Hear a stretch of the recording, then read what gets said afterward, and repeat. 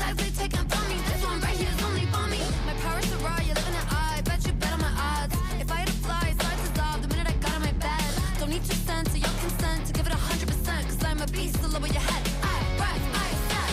Say you want it all, if you want it all. Make a move, don't stop and wonder.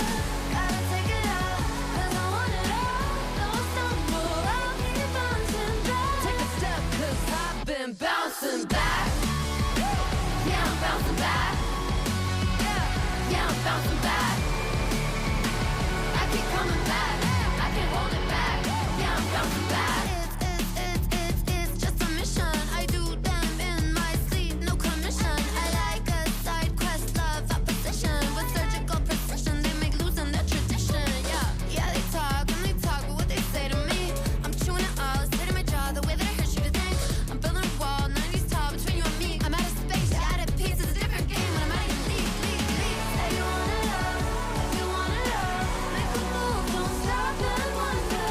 Gotta take it out, cause I want it all. Don't stumble, I'll keep bouncing back. Take your cap, take your step, take a step, cause I've been back. Oh, just like that, I beat you in, crank up back to back. Oh, just like that, I see a dub in my future stats. Oh, I know a place you can go. The doghouse outside my massive abode. It's lovely, it's cushy, and sometimes it's cold. Now sit and watch me get this gold. Oh, I want it all. I'll bounce back. I just want it all.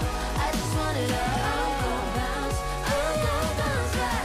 Said you want it all, but you want it all. Said you want it all. I'll bounce back. Said you want it all, but you want it all.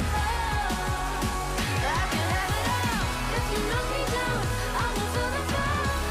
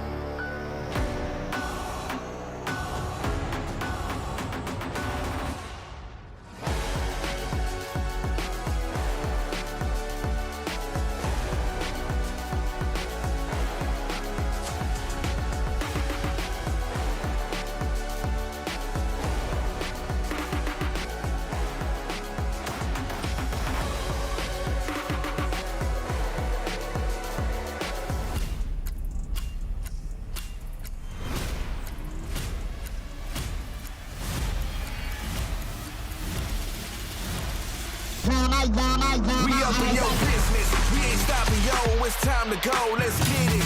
Whole squad, get ready now, let's go all out, let's win it, win it. We gon' get the bag, we gon' get the loot.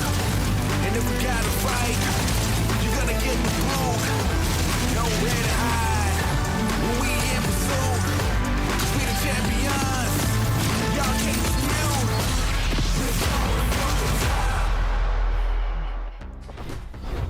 The Last Chance lobby is open for victory, but only 5 spots are up for grabs for next weekend's grand final. So who will take them by force? Welcome to FNCS.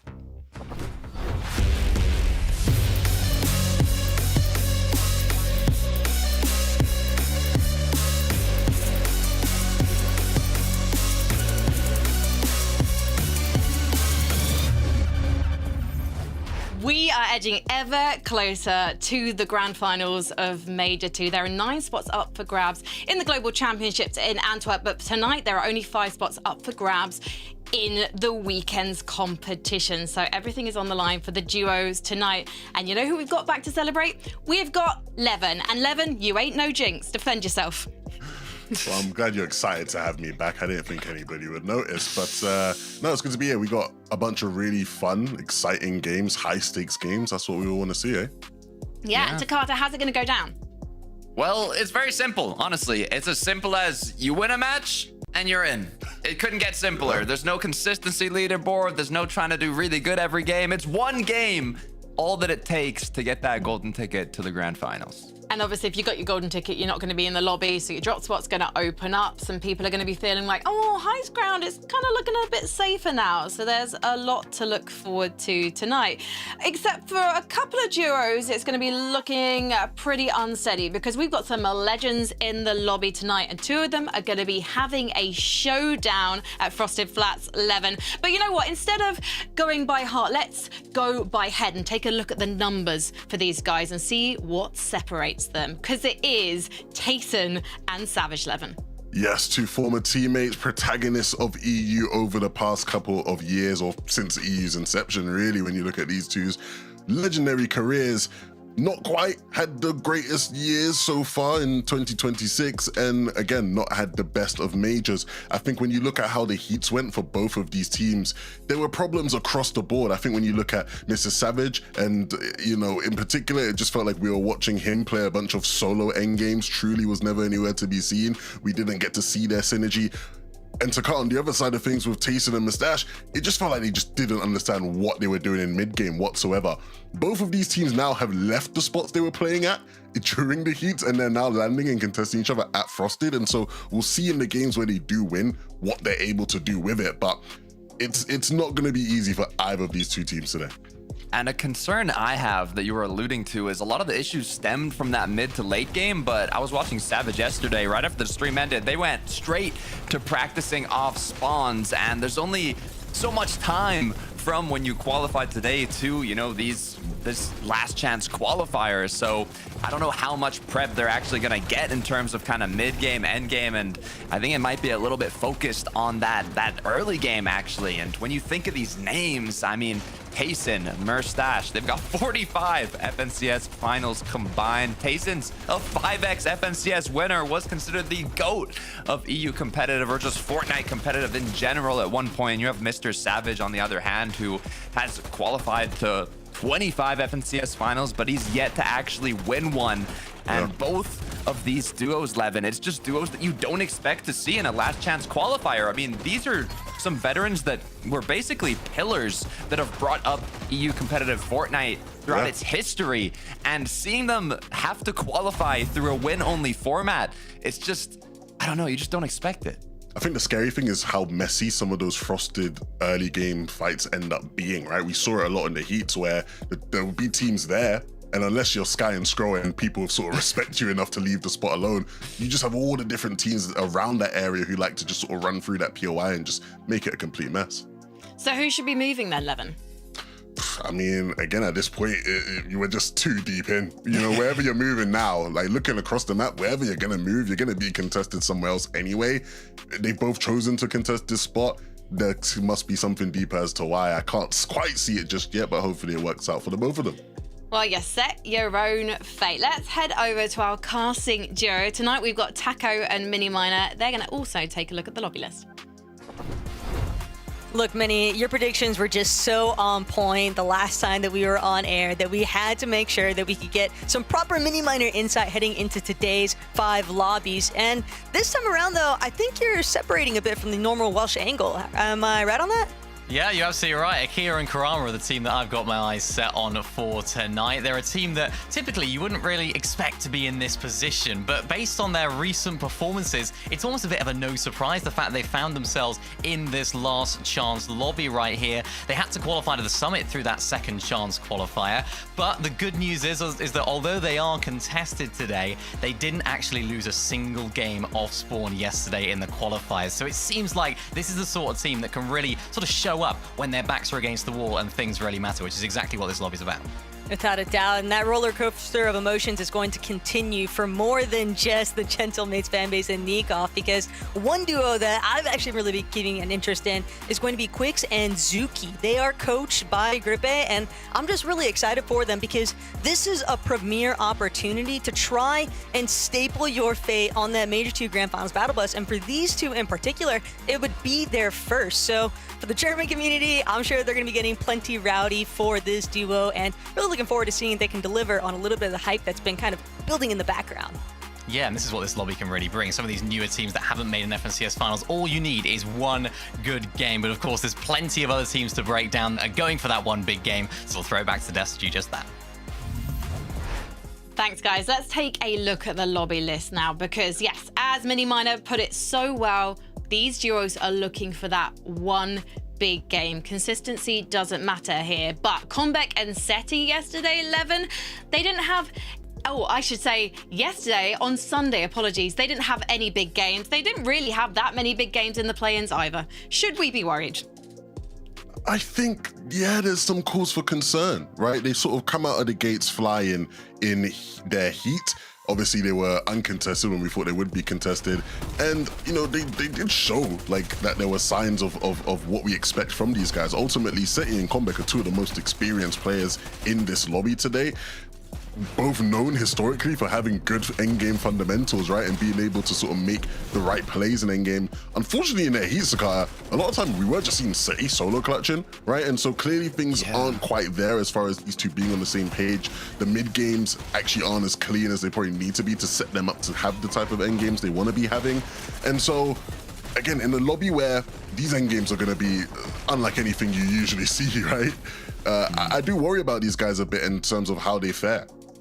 It's interesting because, like you said, they both have the fundamentals, but the chemistry wasn't quite there. Now, it wasn't the worst performance. They got 19th, you needed 15th to qualify, but originally we thought they were going to be contested. They ended up not being contested in the heats and still weren't able to get the job done. They've actually switched from the beta split to the north side of the map, pretty close to where Khan and Reason are dropping, so they're uncontested. Again, hopefully they had enough time to kind of work a little bit on those mistakes throughout the heats, because this is definitely a duo that we would expect to see in the grand finals. Well, logistically, they haven't had enough time because we saw them play in Heat 3 on Sunday. They had to play in the play-ins yesterday. They didn't get a single victory royale.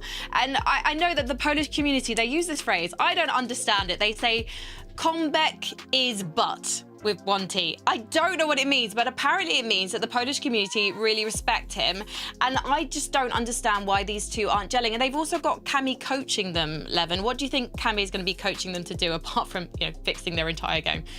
Well, I think the key thing is just helping them to get to endgame stacked, right? That was what we always sort of praised Cammy and Seti for back in the day when they played with each other. It just felt like no matter the circumstances, they're always going to get to endgame as a duo stacked. And that's really what these guys need. Again, if they can brute force their way and play 5 endgames out as a duo, you've got to think one of them, they get the right sort of pull when they go front side low, and then it's cash money from there. But again, you need to put yourself in a position to get that fortune. Well, a duo that I think could put themselves in a position to get that fortune tonight is Khan and Reason. I'm not just saying that because everyone loves Reason. It's because this is a duo that can pull something miraculous out of the bag. If you look back to their most recent Div Cup, they had a 33% top 5 rate, Levin. That's pretty impressive. It's just, can they pull this off tonight in this set lobby? Yeah, I wasn't expecting to see these guys playing here just because I would have thought they would get out of their heat, to be quite frank. A lot of people did as well.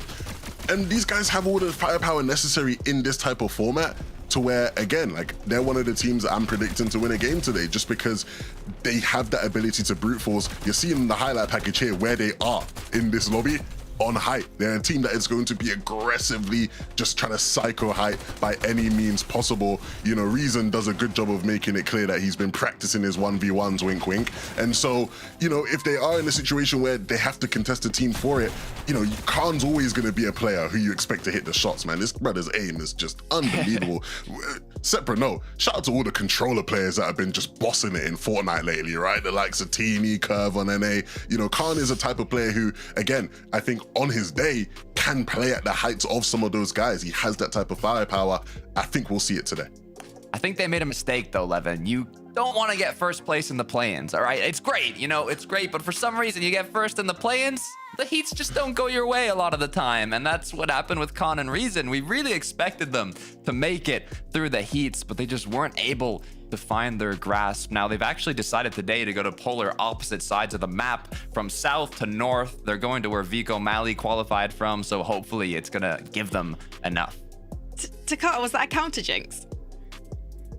You're saying that they did really well in the play-in, so they won't do well tonight. So actually, in theory, if you're a jinx, you're countering the jinx by getting ahead of the jinx. Anyway, it's fine. I'm cooking in my brain, and the results aren't tasty. Yapko and Panzer, though, now these guys can cook up a bunch of eliminations. The problem for them is, are they going to take too many risks and forget about the fact that this is a victory royale format, Levin, and that's all they need tonight. Discipline and an end game. Yeah, these guys are a weird one because I can't really tell you where they went wrong in the heat. They're a team who, again, by all means should probably just not be here, right? Like, the quality is not something we question with Yapko and Panzer, but ultimately the execution has to be there, the consistency has to be there to cut, and it just hasn't been.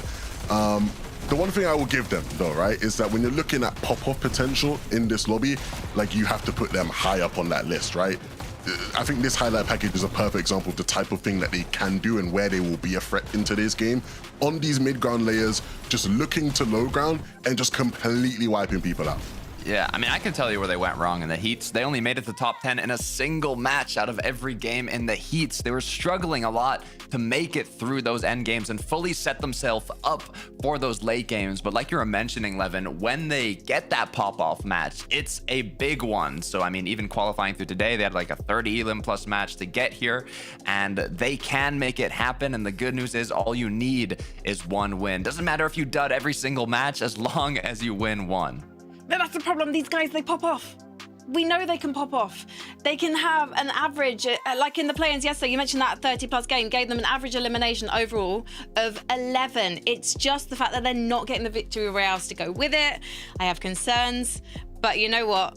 They can pull it out the bag, these two. They just remember what the aim is. Skyjump and Mumsy, though, final duo that we want to highlight tonight, Levin, because this is a duo we've seen on LAN now. They're one of the premier duos of the French community, and if there's anything I associate with Last Chance lobbies, it's French players doing well. Yeah, I mean, shout out to my boy Leo the Crack. He literally is predicting 5 out of 5 wins for French duos here today, which, like, as crazy as it sounds, wouldn't be impossible. There's a lot of really good French duos. The cast has already highlighted Akira and Karama, right, as one of them in this lobby. Skyjump and Mumsy, I think, are the next one that you'd sort of look at as, you know, being one of the best, if not the best French duo. Unfortunately, though, as we, you know, are getting ready for the lobby today, I refreshed the drop map, and it says they are now contested by Hedra and Lixium. So some French on French, again, I don't know the ins and outs of the French comp, if there's some drama there or some beef there, but, you know, being conned now by another French team ain't ideal. It's going to be a hard sort of thing to get out of over there at the chop shop. Yeah, it's not looking good. Before that, I was about to say, you know, to their east, they've got 10 teams contesting each other. They're in the most like condensed, contested section of the map. And then we refreshed the drop map like 5 minutes before, and it's a surprise con. So a little concerning. Other concern, in the heats, they only made it top 20 in a single match. So Yapko Panzer were able to make top 10 once. They made it past top 20 once, but they did get 4th place. It was a pretty good pop-off match. So I think it's a similar situation where if they have the opportunity to win their off-spawn battle, get some third parties from the teams contesting them in the surrounding area, get enough loot, mats, everything needed to kind of set themselves up for that solid end game. Once they have that opportunity, I think they will be able to capitalize on it. Takata, who's winning the first VR? You know what? Just because I've been talking about him, let's just say Skyjump Momsy. I'm going crazy. Levin? It's a tough one. I'm gonna just say, let me look at the drop map. Who am I picking? I'm gonna say Dexy and Faded win off spawn and then win game 1. How about that? All right. Why not? Number 1 in the play-in. So let's see if they can continue that momentum as we head over to game 1 with Taco and Mini Miner. That's half the fun after all when it comes to this style of competition though, Mini, is just trying to wager who is actually going to win. Not only the off spawn, which is just the starting half of the battle, but seeing who brings home the victory royale. And with only 5 lobbies to try and get the job done, time is running out for that battle bus. So let's see what happens here in the first lobby.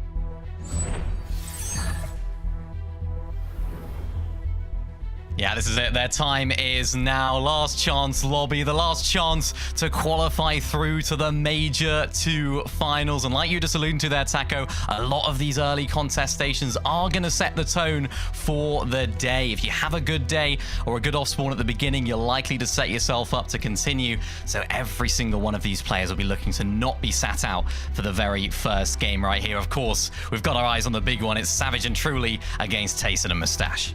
But Tayson and Mustache, they are quick with it. The new drop mechanics have clearly voted out in their favor. Gas station is going to be primarily in control of Savage and Truly, but with Mustache and Tayson having a little bit more central positioning, they're just waiting to see how long it takes. Truly, Savage already making their first move. Gonna utilize handful barrels along the way. But both of these teams, Mini, definitely looking equipped to try and clash, and they know there needs to be a quick conclusion because it does kind of highlighted it, but you can always expect a third-party intervention, especially in this style of format. Chop Shop also getting a bit rowdy here. Solari, maybe a bit of a nail-biter even, because it's not Hydra and Lixium outright that are actually going to be looking at challenging Skyjump and Momsy.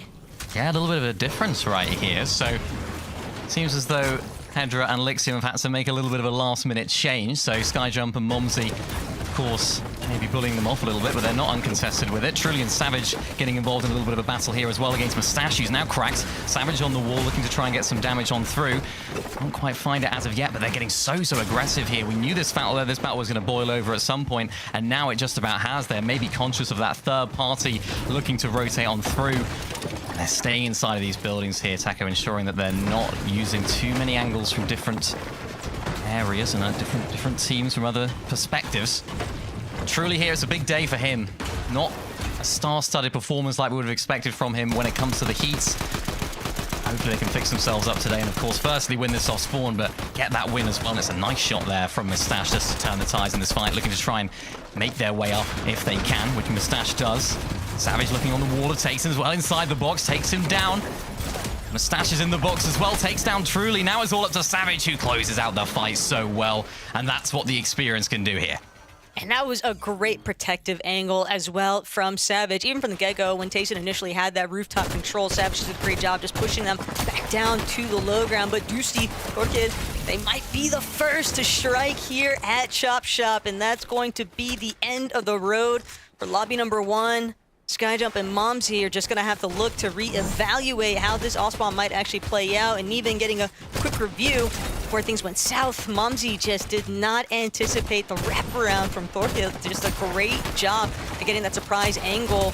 Good distraction measure too coming out of Dusty to really punish Frenchies there, but they still have their work cut out for them.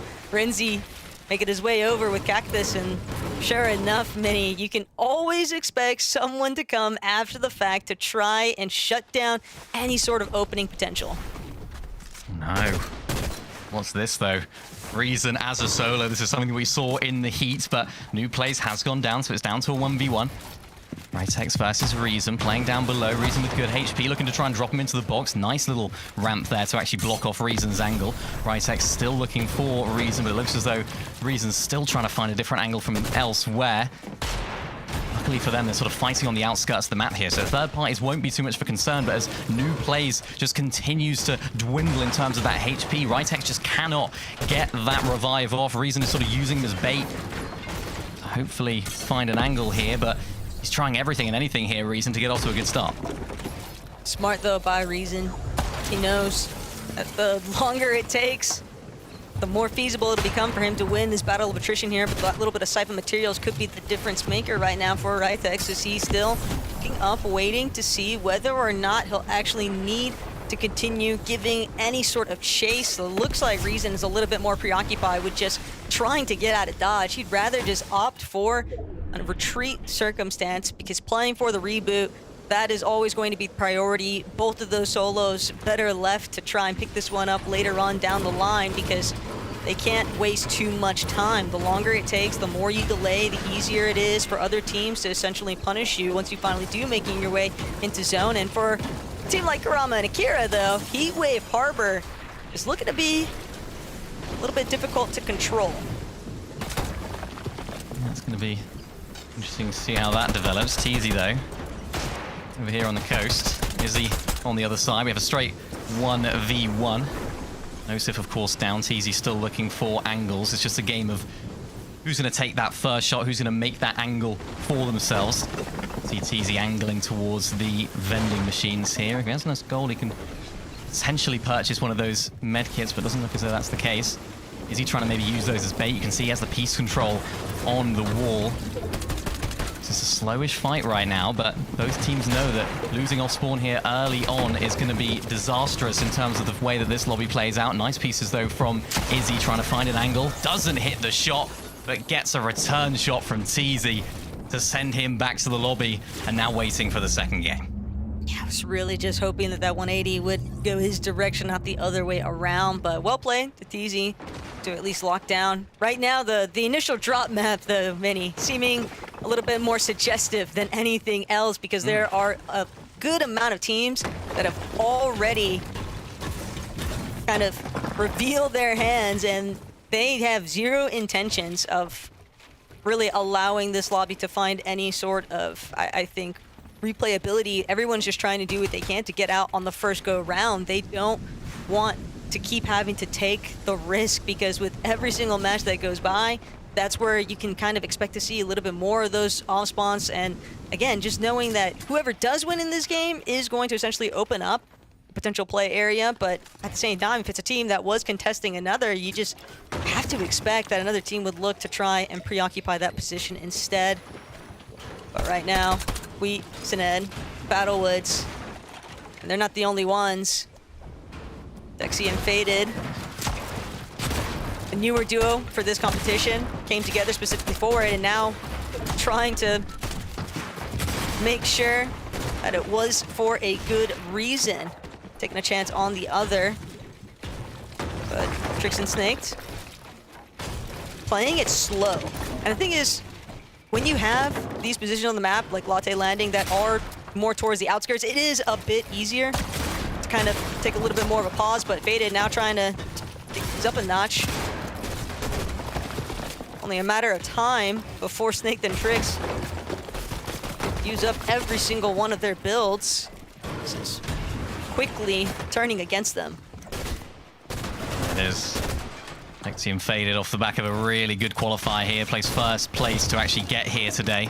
Only had one bad game out of all the games that they managed to play yesterday. So they'll be on top of the world right now. And winning this off-spawn battle here, this early game battle, will be absolutely vital in terms of keeping that momentum going. But Dexy's getting pressured on the wall right now. Snake getting inside the box. Huge shot from Dexy. Another one onto Tricks, and that's two.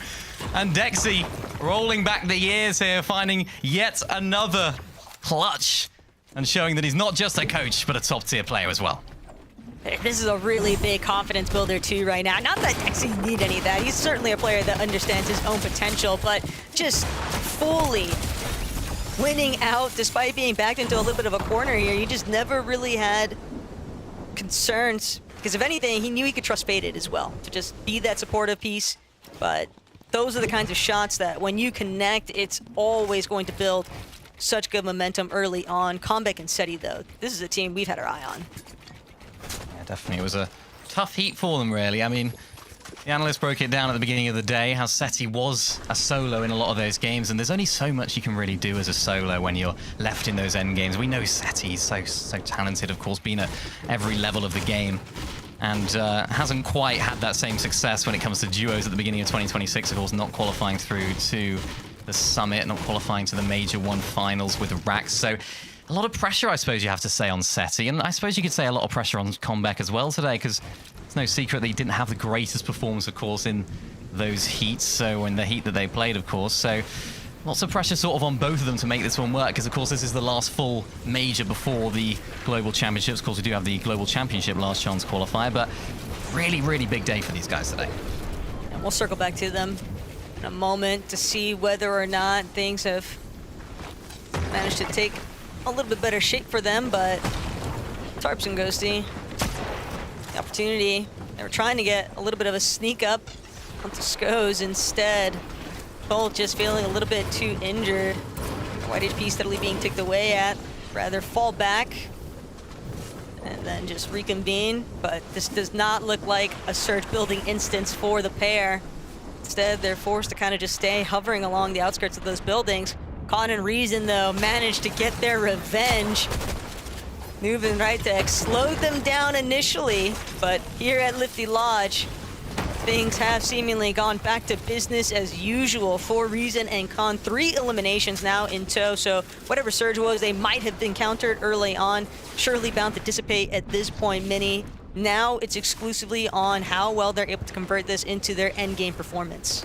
Yeah, that's nice to see, of course. Early game wasn't too great for them, and sort of reminiscent of what we saw in their heat. I thought it was going to be all over again, where they just kept losing a lot of those early game fights, and they were down to a solo and just couldn't get their games going, couldn't get the engines going in the heats. So nice to actually see them there winning that fight, and that little bit of confidence for them. Plenty of teams fighting in the Storm right now. Of course, Storm Surge initial warning pops up, so some of the teams that are below, they're looking to get a lot of that damage, and we expect this, of course, earlier on in the competition. A lot more passive, a lot more Storm plays, or the Surge popping a little bit maybe earlier than expected, but not much time to really settle down either in these lobbies, really. It's only a 5-game format, and every game can look different, Taco, so it's really game by game you have to take it.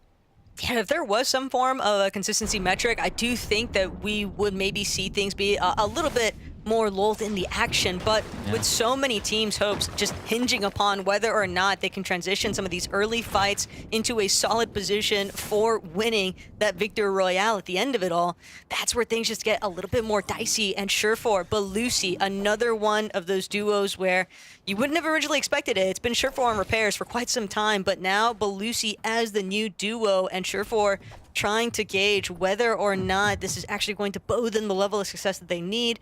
It's a nice setup, but the patience is a little bit risky here, given that they are only sitting at 153 above. They're definitely going to need more surge as the game develops, but a refresh onto Sinet and We could be everything for this duo as the game continues to build. Really important there for them. Excited to see that duo develop, of course. Surefour, Search, and Repairs. Such a great duo, of course, qualifying to the Major 1 finals, doing very well at that as well. But Surge, did he just kind of just gave up playing with Repairs? Kind of got a bit sick of playing with Repairs. Just wasn't vibing like they used to, and sometimes that can happen after a bad tournament. Of course, bad qualifiers into the heats, the heats themselves. So it's like maybe this is a welcome change here for Surge, but we'll see how that develops. Of course, Belusi, a top tier player, lots of experience, so maybe just the perfect person to bring him along the journey here. And Frisian Vanyak as well. I think a team that we expect so much of Vanya that he's probably not delivered on since the barnstorming year he had last year in trios. Just hasn't hit the ground running here in 2026, Taco. And he's hoping that maybe this could be that catalyst for himself and Nefrizi. Granted, both of them probably wishing that they could have avoided this last chance circumstance, but once you're in the thick of it, it would just set a nice message of confidence, I think, to not only themselves but everyone else, that, you know, they've still got what it takes and they're able to continue building that into something more.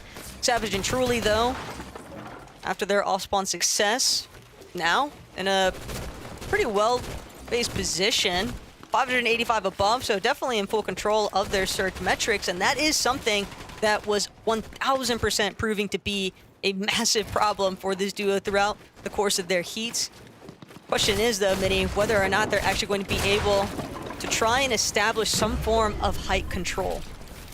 This is a huge game for them because, yes, they want off spawn, they need to make the most of it, but also they want off spawn in a way where they're not getting third-partied. And the analysts broke it down. They said how that drop spot can be third-partiable, if you like. So the fact that they won it and didn't get third party is absolutely vital as Fakey here tries to make his way inside of the zone. 213 below. He's taking damage as well, which is just making that number go even lower. And unfortunately for Fakey, he's just getting looked at by so many of the other players. He's going to have a moment to breathe here, a moment to heal. But this is just dangerous because all the people around him will know that he's getting ticked for that Storm Surge damage. Kovacs, Tilio will be looking and hearing those cues, you have to imagine, and maybe making that play if they deem it's worth it. But they're looking pretty stacked right now. Maybe it's not the play they want to go for, and a big shot there taken from Kovacs. Not ideal, and again from Tilio and Kovacs as well. Another shot coming up against him. So they're taking a lot of damage right now, which of course means they have to do a little bit more as they continue. Surprisingly enough, though, it hasn't impacted their Surge too negatively just yet. Still sitting in a decent spot, but Kovacs having to preoccupy himself with just looking to restore some of those shields. And Fakey, he might actually just be looking like a primo loot llama for material counts. If anybody stumbles over that body, it's going to be Wi-Fi and Boris first to it.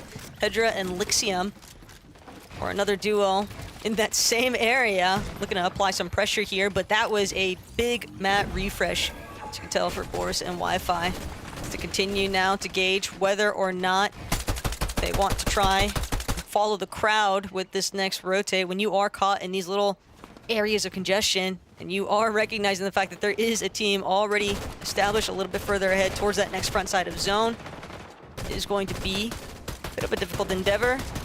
We have to get closer to it. For Belusi, might find themselves clashing here with Wheat and Dennis. They're not careful, but Belusi, first and foremost, he's just trying to take over the aggressive front. They need damage. Ferdy might be able to provide it, but instead immediately collapsed on by another player in the same sort of dire consequence of events. And now everyone clearly feeling the pressure that the Surge is starting to apply.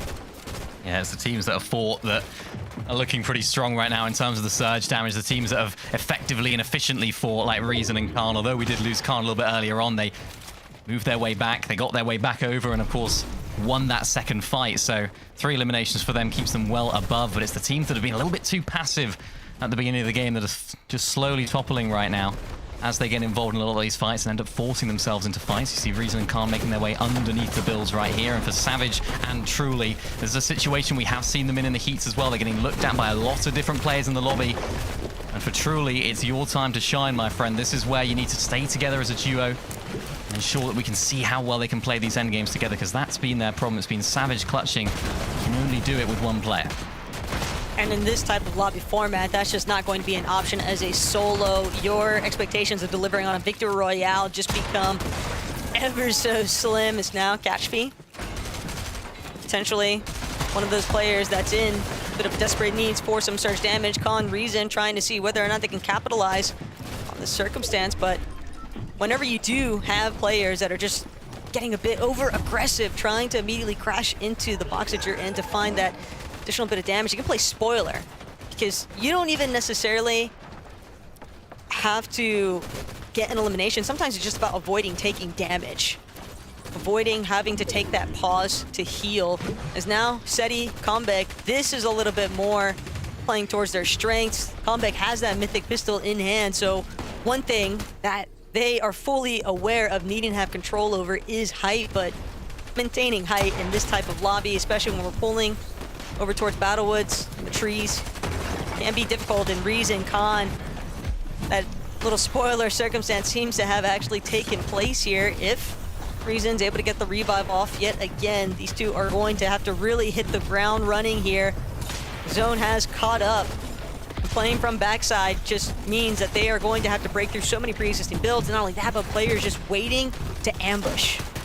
And it's a team on high, Seti and Comeback, that had that really nice zone pull, took advantage of it as well, and now they can rain down fire from up above. They're connecting to these trees here as well, which can keep them afloat. Chicho now down to a solo as well, using that overdrive effect to gain a little bit of extra movement speed, but for now, it's going to be nice and chill, popping the Chug Jug inside of the box, playing a little bit of that storm to try and stay back as much as possible. It's not over till it's over here for Chicho, but it's just been made much more difficult. Now the fact that he's a solo, Seti goes towards the front side of zone as well as Comeback playing the backside, looking to try and cover as he does. Vanya on low ground as well, trying to find a couple of frags in this position next to Frizzy, who's looking on the walls and making sure that this team next to them aren't going to go for a pre-fire. But look at this, Reason from a revive up to height, all the way up, takes down Seti. Reason now able to try and find that body if he can, needs those materials to maintain it, but Comeback now back inside of the storm. Their game has quite literally crumbled. It is an absolutely devastating blow right now for Comeback and Seti, but it's part of the risk involved in Comeback. Way after the fact, going to make sure to get a little taste of revenge there. Reason being taken out now means that height has just become a mess of itself, and other teams are immediately looking to capitalize. Gordete, Clays, Durden, Skos, all of them immediately looking to try and challenge for the high ground, but half of them barely even had the material count to stay up top. Skos going to be some of the first to drop. Durden and Gordete are finally in some semblance of control here, but truly Savage, take a look at what they've been getting up to from that secondary height position, fully aware of some of the chaos that just ensued up above, and now they want to see whether or not they can clear out enough space to really try and have a proper challenge for it, but Comeback finally going to be shut down here as he tries to make his way towards frontside. Faded still as a solo, no Dexy, just means that he could potentially end another team's hopes for bringing home that victory royale. But for Truly and Savage, they need a refresh, and they need it now. They might not have the luxury to pick and choose, but Vanya and Nafizzi going to pose too much of a threat here. Immediately trying to see if they can tackle these walls now. As I peek, not in their favor. Savage actually choosing to elevate despite the HP disadvantage. He knows their best odds at finding a refresh, at finding an elimination is going to come from that overhead view. Yeah, they're looking to try and jump in on some wood right here as Savage, he knows the experience that he has. Of course, this is his best opportunity inside of the box for Tree now dropping down all the layers. It's Nafrizzi, it's Vanya. That's not the box you want to get into unless your name's Mr. Savage. Huge shot, but gets shot from behind. There's another team in this low ground section as well. The issue for all of these teams down below is there's now a hill to contend with as well, but Truly takes down Nafrizzi. Vanya now down to a solo. Truly finally comes into his own, but unfortunately gets sent back to the lobby as Vanya now needs a solo clutch like he's done so many times before. Gordete and Z's, no way. They have gone down to full damage as well, and now it's all up to Vanya on low ground to try and make something in this game. It's one thing to have height, it's another thing to make sure that you're not getting chopped in the process, and Vanya just barely managing to get over that initial starting point of the cliff face, but Carmi and Toos from way up above, they're gonna be the ultimate benefactors. Great blockage of that overdrive attempt from Vanya to try and disorient them, but Vanya is sliding all the way down the hill, straight into the clutches of players that are just left over at the bottom of this mountain face. We will have no other choice except to continue trying to elevate. Toos, Carmi a little bit preoccupied now with this attempt, and it's a shutdown, and that is going to leave us in a sea of solo showdowns, as now we trying to see if he can clutch this one out. Toos looking to take it over, but at the same time, it's going to be Wheat and Sined, who are some of the first to claim that spot in the Major 2 Grand Finals. A great effort at the end there. It just became so haphazard, Mini, but ultimately, Wheat and Sined, they hold strong. Yeah, they did. That was unbelievable. I thought it was Tusukami. I thought it was theirs for the taking right there. That first game was electric. Let's see what the devs make of it. I mean, it is a harsh format for all of our jurors, but it is so entertaining to watch. Congratulations to Wheat and Sined for taking their spot in next weekend's Grand Finals. Levin, were you satisfied? Absolutely. I'm a big fan of Sined and Wheat. I think when you look at Sined, obviously in the past, we've seen him in these types of formats, you know, back in the day playing with, you know, whoever it was, he would be playing with one of the Russian guys usually. Wheat as well as a player who, you know, back in Chapter 5 when he really started to, you know, perform at a higher level, I always thought he had so much potential. We didn't really see much from there, you know, after Chapter 5. And good to see him here now, making his way into Grands with a nice little win as well. Yeah, I'm feeling a bit bad for Toos and Carmi. I thought they had it in the bag. Yeah. I mean, a good zone for them as well, pulling up the hill. All the other players had a very difficult rotate, but we just made it happen. Him and Sined now qualifying themselves through that match. And the worst part about this for Toos and Carmi is it doesn't matter how many points you got from second place in all those eliminations, because the only thing that matters is that win. And if you don't get it, you are not qualifying. 4 more opportunities are what's left. And you said that for Toos and Kami, the zone was putting in their favor. If it doesn't go in their favor next time, they're going to have to work even harder, just like Wheat and Sined needed to, Levin. Yeah, no, I mean, when you get put in a situation where you have to clutch up and your teammate goes down, I mean, the composure from Wheat, right? Acknowledging the fact that you had the heals to play with. A lot of people are going to be scrambling in the storm to try to get up the hill. Let me just take the time, pick people off, and make my way back into the storm and just gets the job done. I mean, a very impressive win there. Yeah, it's what you'd love to see. And thinking about the drops, so now that they're qualified, they were contested. It was right east of where Skyjump and Momsy kind of just got surprise con in those final moments. So maybe one of the big bubble of 10 different duos that are all contesting each other in that area might switch up a little bit, but either way, it's still going to be complicated. We'll be interested to see if many of those duos have the same idea and try to find a space for themselves and find themselves yet again contested. But we'll have to wait a few minutes to find out.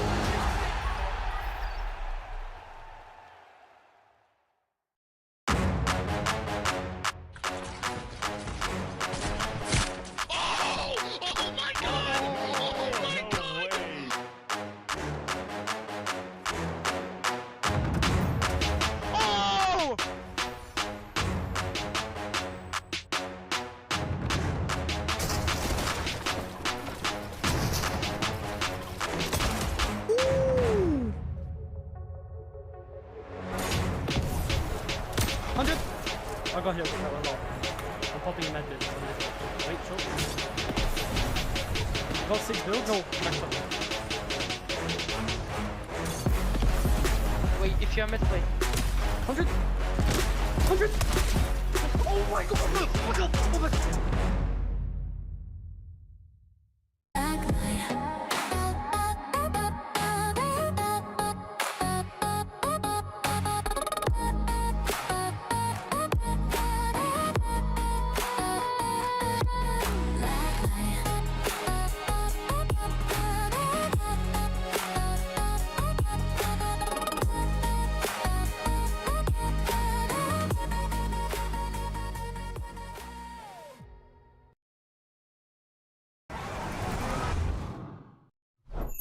Milk can help you grow. Milk can't prevent your ride from blasting into space.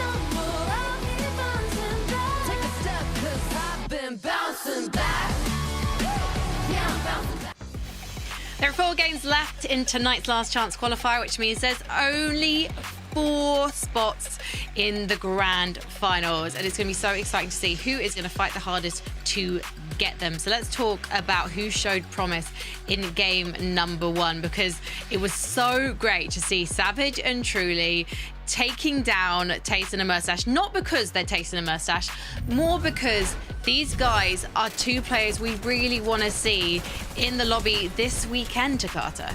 Yeah, I mean, this was an exciting way to kick things off, but I'm more excited to see how that kind of early game trend continues, right? We've still got 4 more matches to play out, but let's focus on the end game here. Savage Truly were looking incredibly good. If this was a normal format where consistency mattered, this would have been an incredible game. But that's the issue. Doesn't matter how many seconds, thirds, fourths you get, you have to get that win, and it kind of changes the decision that a lot of these players make, Levin, going into these final moments. You're kind of forced to take those risks to set you up for the win.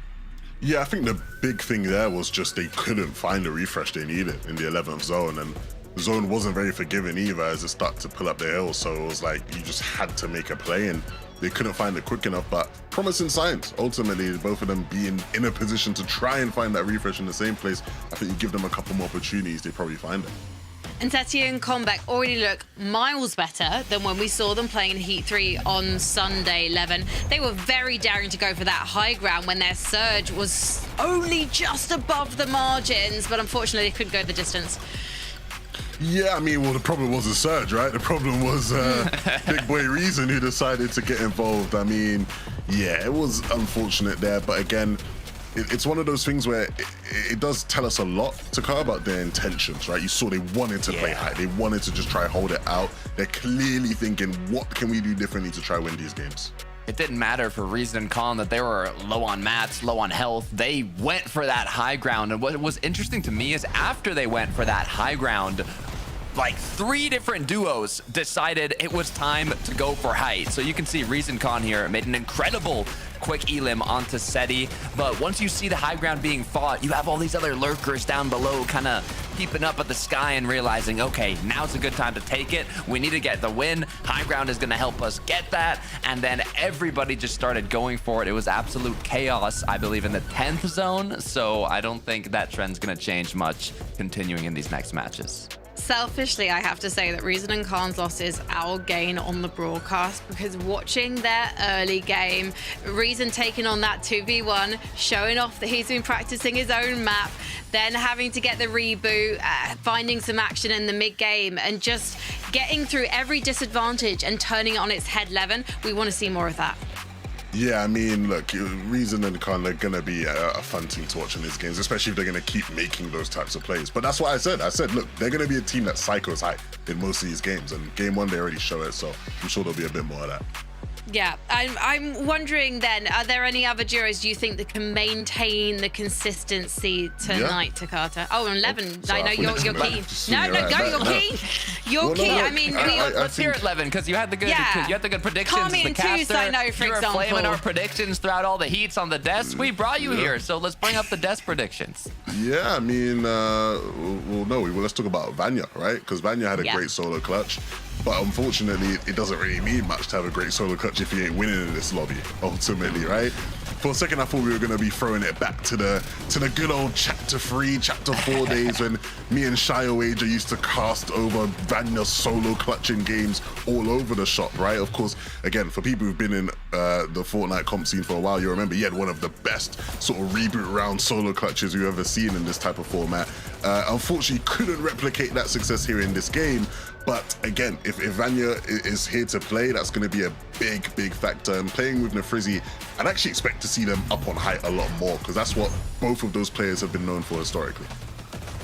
Yeah, and another duo that we saw kind of have a detrimental end was Toos and Carmi. I mean, they were looking primed up even until those final moments. Issue is, you can see they ran out of materials, nothing to work with, and one player after another, Wheat was just more set up, more heals, more loot, better position, and ultimately closed it out. But hey, for Toos and Carmi, hopefully that's going to fuel the fire a little bit for these next matches. Unfortunately, I think we've seen a lot of teams in that type of scenario. You can actually visibly just see almost like the panic and the chaos in that moment, where it's like no, this game is actually slipping out of our fingers. Like, what can we do? Like, they're just looking all over the place, not on the same page. It's tough, but it happens. Hopefully they can bounce back from it. Well, all of the duos that we've discussed so far have bounced back from terrible performances, or at least under par performances in the heats that's seen them make it to the last chance qualifier, and they've all shown signs of improvement in game one. But will it be enough to get them a victory royale? We'll find out who will be taking our next one, well, now, because we're ready to head to game two of Mini Miner and Techo. With the winner still yet to be determined, Mini, we'll get another chance to see who actually comes out on top from these off spawns. And if there's one thing that's definitely been certain, it's that things are going to continue to stay spicing up. Even after the initial off spawns, we saw so many duos just getting so regularly into other mini box fight battles that it did make it rather difficult for teams to really establish themselves heading into that chaotic endgame. I mean, I fully thought Tusankami had it. You know, they were up on high, everything was looking okay. It was just that one individual player that decided to take it off of them, and then they, of course, got second. So those split-second decisions, not even that you make, even the other individual players can make all of the difference. So let's see if we get any more in game number 2.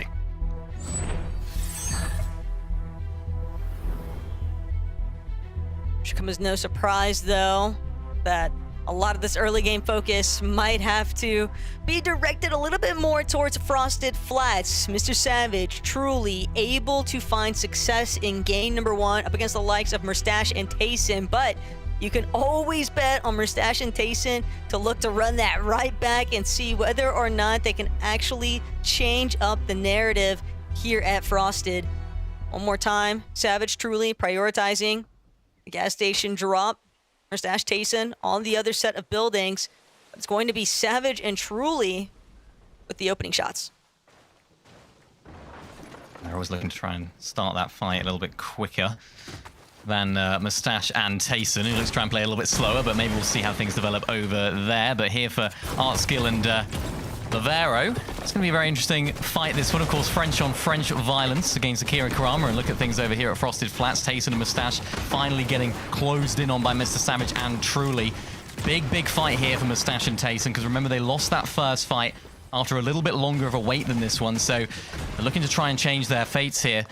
And they might be trying to do that by actually disengaging here and not taking the fight straight away. But Mustache is actually still lurking, so maybe this is a bit of a bait-out play. Tayson further back. Savage and Truly trying to look for the angles to try and take him out, or at least get some shots onto him.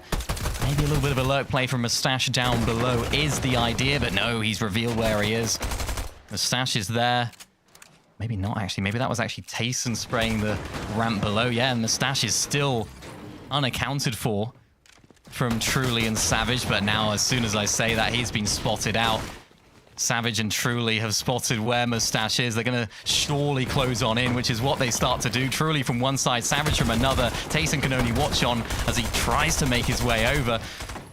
They're giving a good fight here, Mustache and Tayson. As I say that, Mustache gets cracked down to low HP. Tayson, though, with a return shot onto Truly. Mustache gets back to Tayson, and now this is a different complexion, Zaka. But that is a bit devastating there, because right as Savage had kind of sniffed out the funny business that Mustache was getting up to, you would think that they would have been able to get a better collapse of that situation. But still, damage has been done. With Mustache and Tayson winning out that all-spawn from Frosted, the next best case scenario right now for Savage and Truly is hoping that they're able to convert this into a victory royale, because it would likely lead to them at least knowingly being uncontested. Still potential for another team to decide, take their chances, but Heatwave Harbor, we were wondering how that one was actually going to end up. The Frenchies all kind of fighting each other, and Akira Karama will be able to hit the ground running here. For Vanya and the Frizzy over at Wonky Land, seems like they have priority control, but Shapito and Daimler not gonna make it easy. Still looking to kind of show face, complicate things a bit. Just to the south of them here, we just saw Skyjump actually trying to reboot Momsy, so they've completely switched to the other side of the map.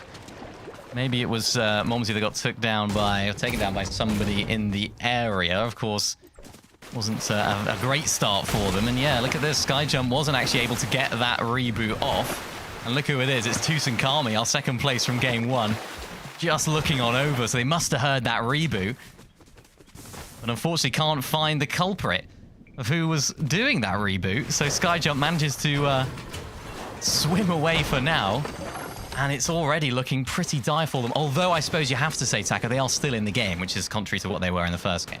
Well, what makes it all the more interesting is knowing that Skyjump and Mumsy, last lobby, they tried to hedge their bets over at Chop Shop. Now they've gone completely opposite end of the map, opposite sides even, and fighting north of Golden Grove, just inviting Tusink Army to really try and defend some of their territory. It is a bit unfortunate, though, because now when you're stuck swimming away, it's just prone to draw attention. Potentially even have Tusink Army just continuing to trail that team. Khan and Reason, though, this time, no troubles immediately off spawn, but still looking to try and clear out the vicinity. Round 3, new plays. Ritex against Reason and Khan. They spotted them out inside of that bush. There was no hiding from Reason and Khan. Remember the last time these guys fought, it was Reason and Khan that came out on top, looking to replicate that same level of success, getting some of that double cone piece control. Good shot return though, but it's not going to be quite enough for new plays to take down. Reason can quickly heal and get back inside of the action as well. Khan tries to go on the wall, but can't quite find the angle either. Ritex doesn't look like he has actually the shield to heal up right here, and that's going to allow Khan just to close on through. New Plays is on another angle as well, but can't quite escape because Reason's looking for him. And it's all a decision now for Reason and Khan. Are they going to stay satisfied with this initial elimination? Are they going to try and close down New Plays? Again, though, it's those two teams clashing and going the way of Reason and Khan. Just a great way to kind of send a bit of a message there from Reason and Khan. They don't want Noob or Ritex anywhere near their turf. They want to have full control. But obviously, other teams in a bit of a less uncontested predicament. Hugo trapped though, just waiting behind the bar.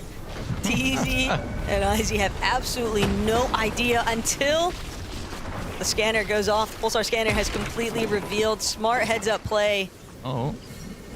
But that's also going to draw a little bit of disruptions there for Izzy, who's just been on the escape, trying to wait for an opportunity to make a move for a reboot. When you're hovering the outskirts of the map like that, teams that haven't necessarily come to a conclusion with some of these early sneak play opportunities, well, they'll just be lurking about.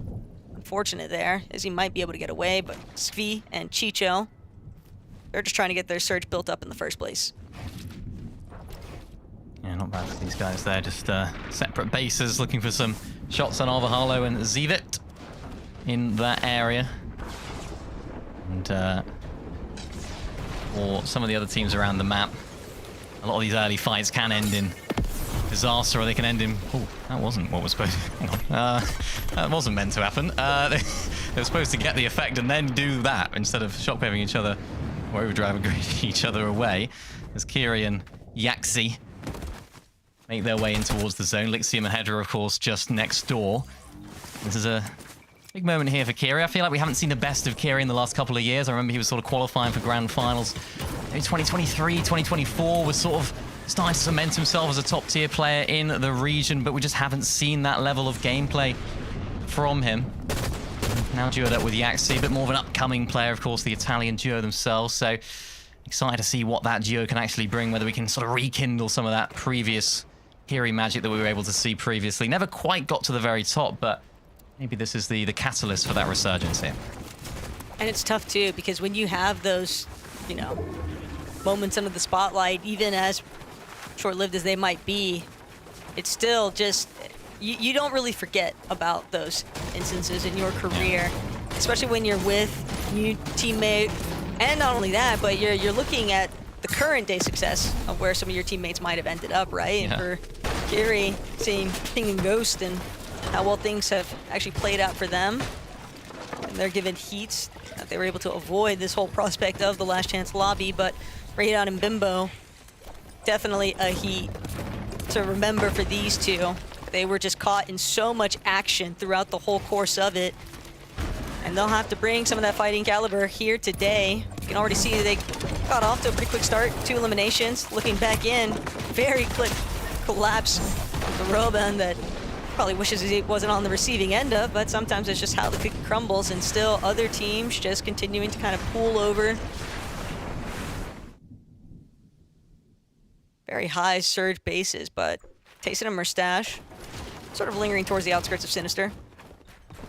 Yeah, well, it's nice to see them obviously went off spawn there in the second game. I might have offended a lot of Savage fans with that, but it's good to see what they can now bring in these end games. Of course, they went down very early, of course, in that very last game, and managed to actually switch things up in the off-spawn battle here. So actually finally able to see what they can do, and of course that just amplifies the importance of this end game, because of course you never know what's going to happen off-spawn. But for Wi-Fi and Boris, this was a team that absolutely broke my heart when it came to, I think it was Heat 1.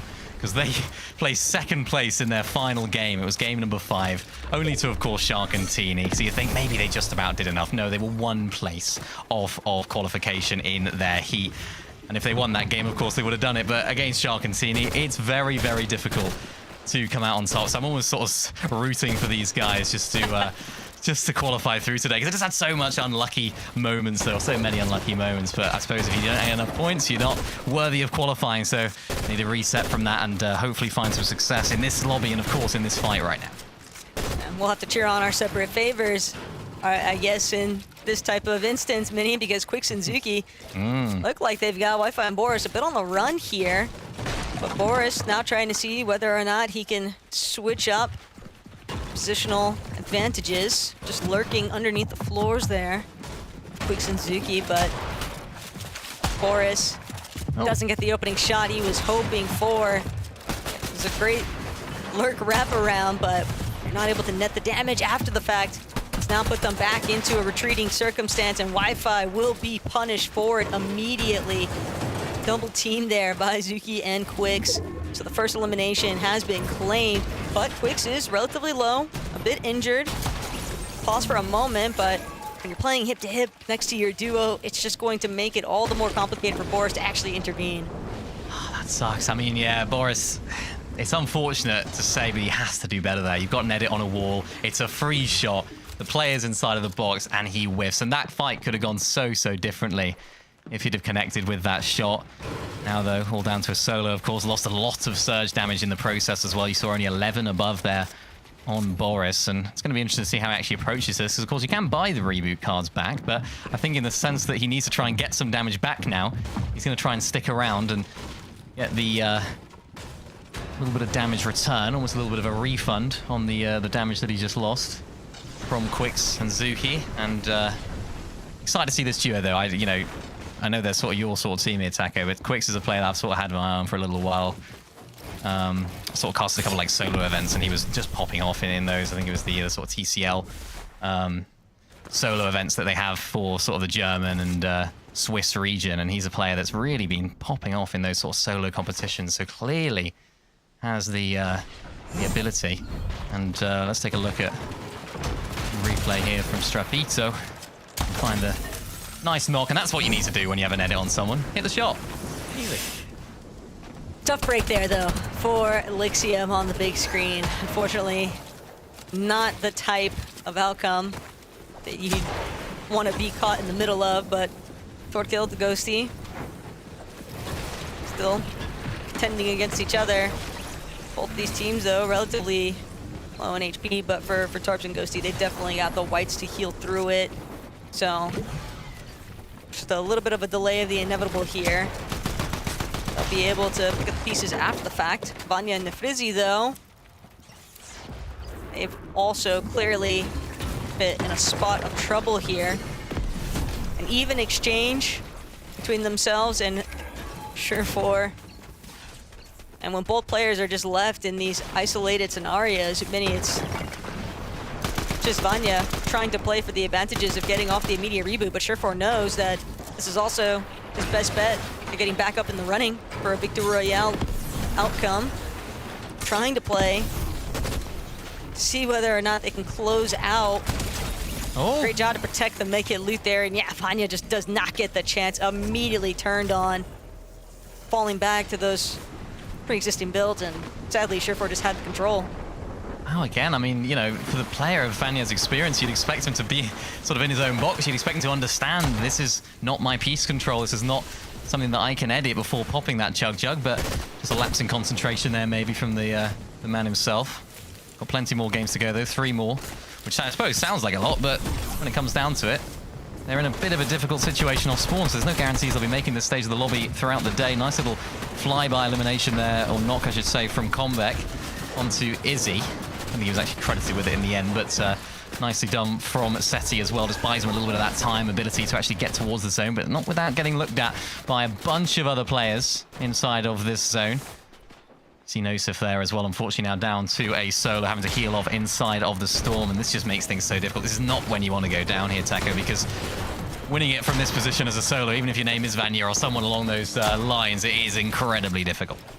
And this is only going to continue to get worse for some other players because Khan no longer next to Reason, despite the fact that they've been getting ahead of the lobby at the opening points for these past 2 games.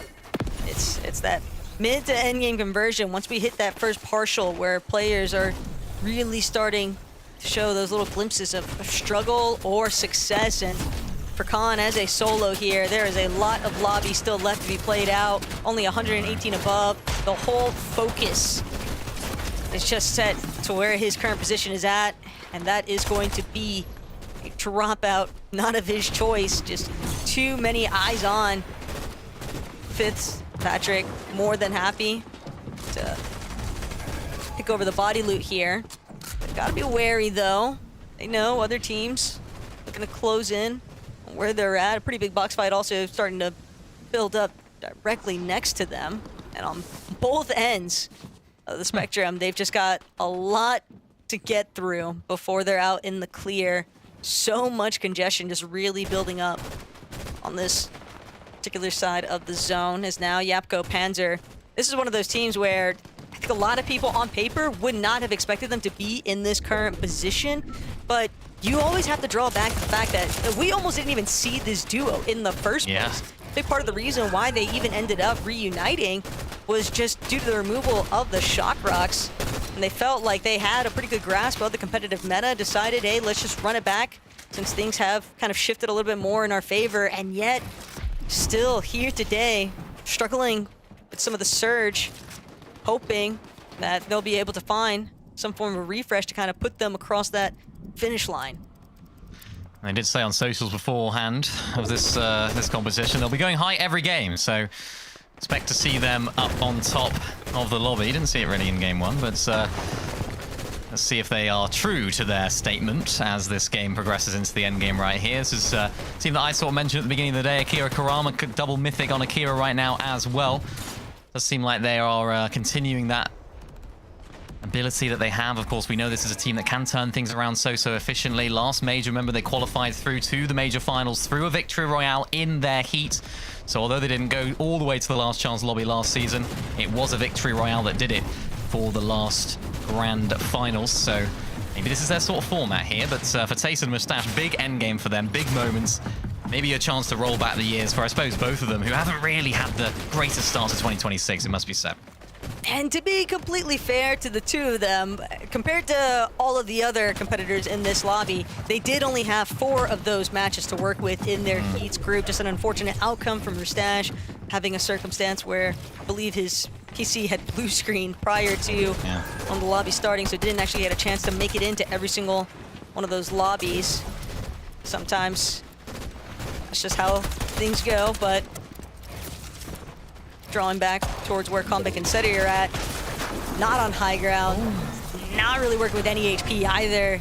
Just forced into a very grim situation here. And now Seti still trying to see whether or not he can claim Ritex along the way. Does get the finishing touches here, but even still, Mini left as a solo. That is just the worst type of outcome because you don't really even get to, you know, enjoy that moment of winning the fight initially. It's just that the spoiler has already been done, and Seti as a solo, contending with this sea of duos, trying to make his way even towards that front side of zone, but only has 2 overdrive grenades left to his name. Will at least be able to elevate just a bit here, get 1 or 2 tiles above ultimate low, which should keep them from getting taken down by a team that's looking back a little bit more central, but Kira and Karama, disaster striking at the worst possible moment. Now forced to sit and try and play for the revive here, and even if Karama gets back up in the running, they're gonna have to take a moment to pause. That's gonna lead them trying to duke their way through from the backside of zone.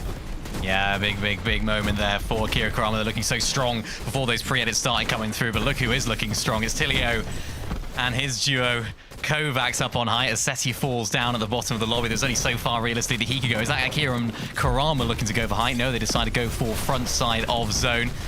Tace and Mustache still playing on those low ground layers as well, trying to ride out all of the builds that they have inside of this lobby as Tayson tries to lead the way going front side of zone. Plenty of contestation on that layer as Mustache needs to try and get back to his wounded teammate in Tayson. Takes over control a little bit for himself as well, tries to block off a couple of those angles from above, and just finally a moment to breathe here for the experienced duo. Kovacs and Tilio still remain up on height, but if game number one is anything to go by, things can definitely topple down very quickly. But one of the advantages the team on height has right now is that the zone is just max pooling over so much water. It is so complicated for these teams in these lower layers to really get their footing, to really build up any sort of rhythm. Karama and Akira, they just have not had the chance to heal. Even with the double chug chug in his inventory, Karama just has not had a moment to really pause and breathe. Finally will squeeze himself just into enough of a crevice to start utilizing some of this healing opportunity, but left as a solo, Akira paying the ultimate price here as Kovacs Tilio starting to run out of material. They're dropping down, get a little bit more up close and personal with the rest of this lobby, and Mustache Tayson still leading the charge back to the low ground, back and healthy, seeing whether they can back each other up because they're looking every which way to try and capitalize on another elimination. They know everything comes down to just clearing out this lobby, putting themselves in the best possible position to come out with the win. Look at this though, Gordete and Zays looking for a sneak play up on height. Tilio and Kovacs caught lacking. Look at that, misses the shot as well. Tilio inside the box. Ghosty is able to take him out in the end, but with losing his teammate Tarps, that's going to be a difficult end for them. And there's another team up on height now. They're taking advantage of all of that chaos. It's Rinzi, it is Cactus, and now they've been tumbled. This is all just mayhem up on height as Tayson continues to find eliminations. He's the fragger of this duo right now. Radiant looking to try and find some down below as well, as still Tayson continues to roll back the years, finding elimination after elimination. Tayson might have had the perfect read on the lobby with high ground just being so regularly contested. He realized, let's just clear out what's taking place underneath. But Tayson, he'll still have to get one more elimination to try and clear the path forward. Mustache finding one up top, but Tayson has been taken out. Gordete has done enough damage here, but he's still so low, forced to drop. Mustache down to his final two builds, trying to see whether or not he can find a little bit more siphon material. Has to close out on this elimination. Manages to get it just in the nick of time here, but for Clays, he'll have to wait and see whether or not Lobby 3 bodes a bit better here.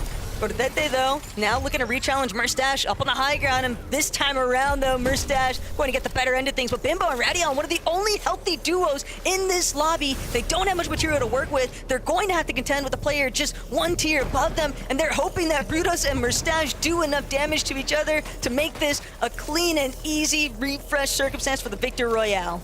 Mustache has the builds, though. Crix is going to have to drop on down at some point. You have to imagine Mustache is trying to force that, as he has plenty of materials to keep himself afloat. What he doesn't have right now, of course, is those heals.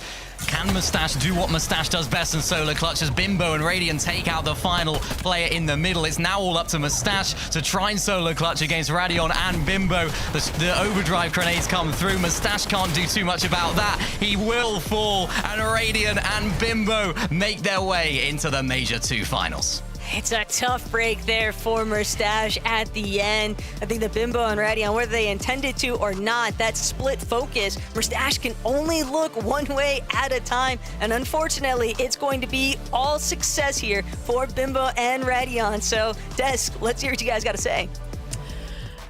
I was so entertained by that Mustache show, but congratulations to Vadian and Bimbo. They managed to survive the chaos that was happening on all layers of this lobby, Takata, and they've got themselves out of dodge and into the finals.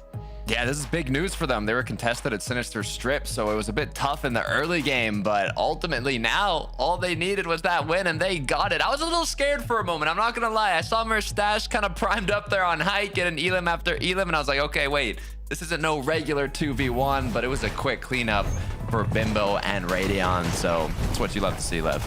Yeah, no, big congrats to Radeon and Bimbo. I sort of grimaced there at the end with Mustache coming second. It was always going to be a tough one, but they didn't give him the 1v1, right? Like, he could have actually, like, because of the play they made to sort of like shock because they didn't have the match, right? Like, they were just like, we need to force the issue. We don't have the match. We just need to make the play. And for a second, like, you know, there was a possibility for him there, right? Where he can just isolate it with Radeon. Doesn't quite hit the right shots, unfortunately for them. But they will not care about how clean that was. They got the win that they wanted and needed. Unfortunately, another second place for Taste and the Mustache. Obviously, first one today, but they had one in the heats, right? And again, that's 2 opportunities now to win a game and just get into grands. They barely miss out. I will say that also in the heats, we saw Mustache having to do a lot of that work on his own, but going into this end game to Carter, it felt like it was much more of a team effort. It really did. So hopefully they can pick things up in these next matches. Well, we are going to have a short break. When we come back, we'll be talking about more of the duos that we feel are in contention.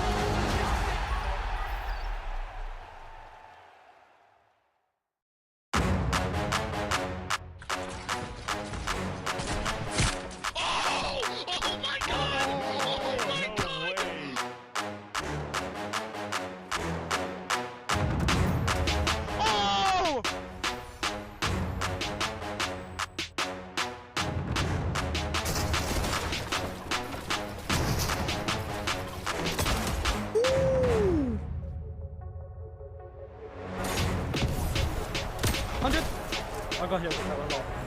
I'm popping in that bit. Wait, short. Got 6 builds? No, max up. Wait, if you're mid, wait. 100! 100! Oh my god! Oh my god! Oh my god!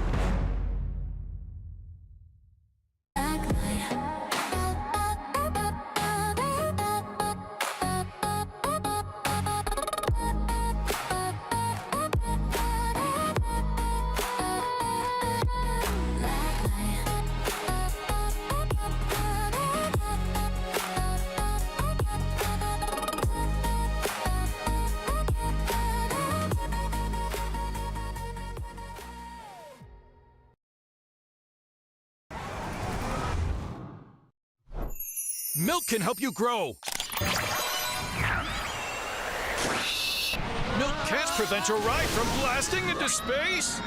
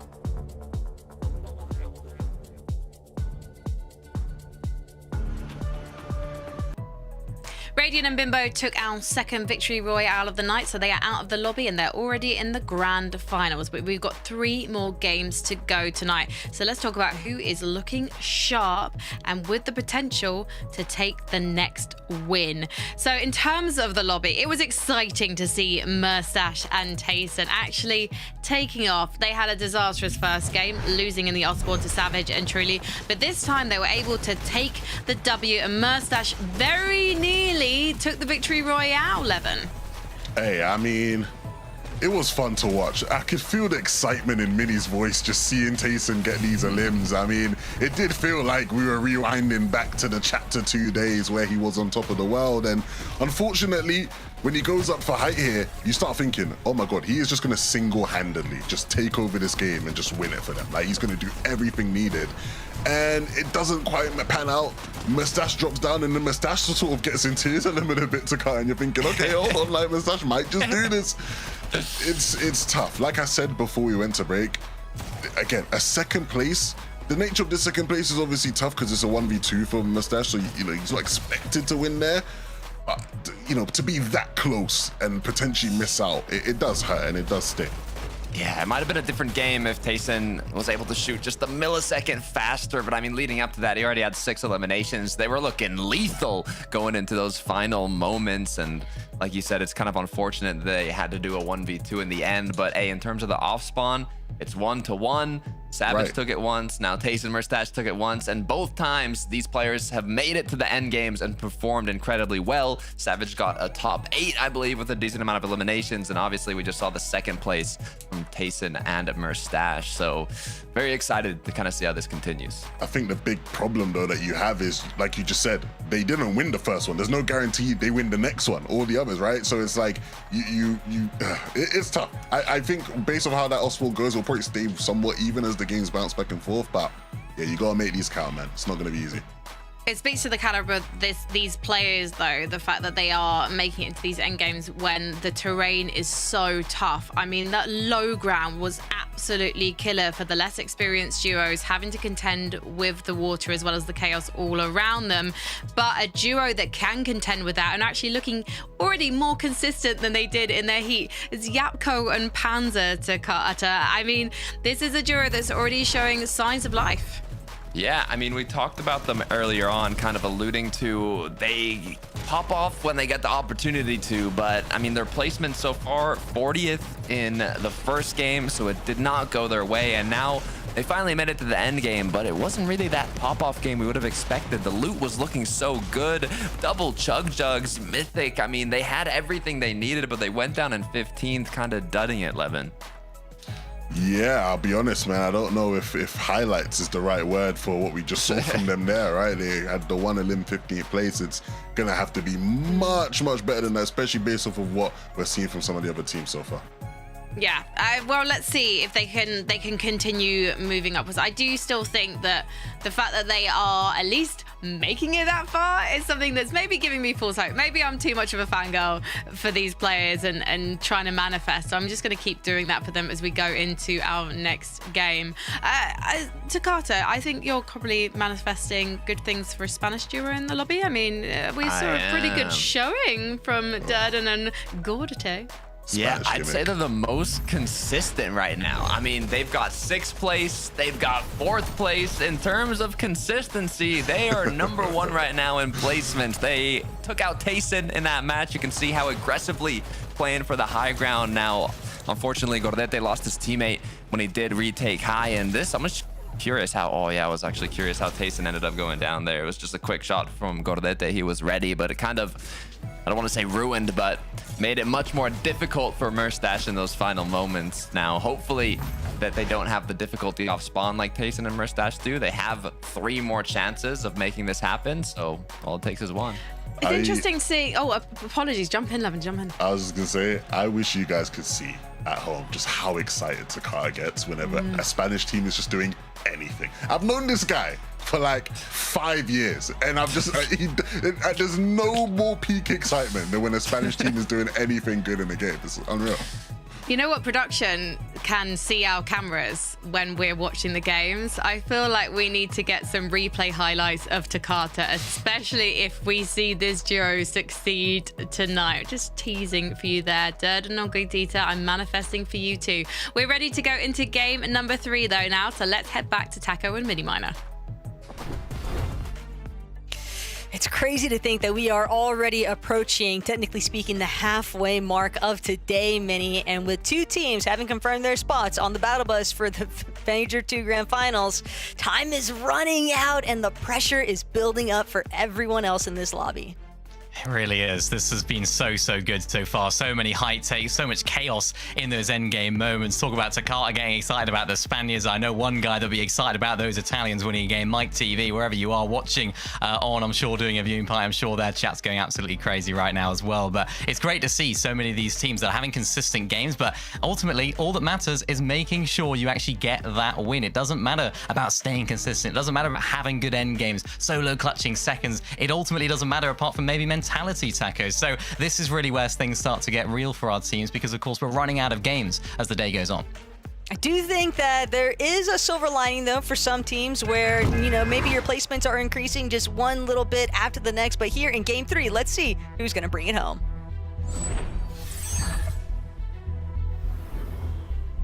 Here it is, game number 3, and lots of questions still to be answered about this lobby. Who will rise and who will fall as we get towards the halfway point of the day? And speaking of rising and falling, we've seen both from both teams here over at the Frosted Flats area. And it looks as though Savage is already getting off to a good start here. It looks as though these guys always go for this slurp track, getting them that upper hand earlier on, just to get all of that shield, which gives them that freedom, that flexibility to actually attack. And I think they've understood this because Tayson and Mustache are very split at the beginning of this fight here, Taco. And I think because Truly and Savage were able to actually VOD review in between this game and the last, they actually were able to actually probably identify that, and maybe Tayson's seen that too. Mustache looking for some shots, not connecting from the other side as well. But this is a much quicker fight than what we saw in the previous 2 games.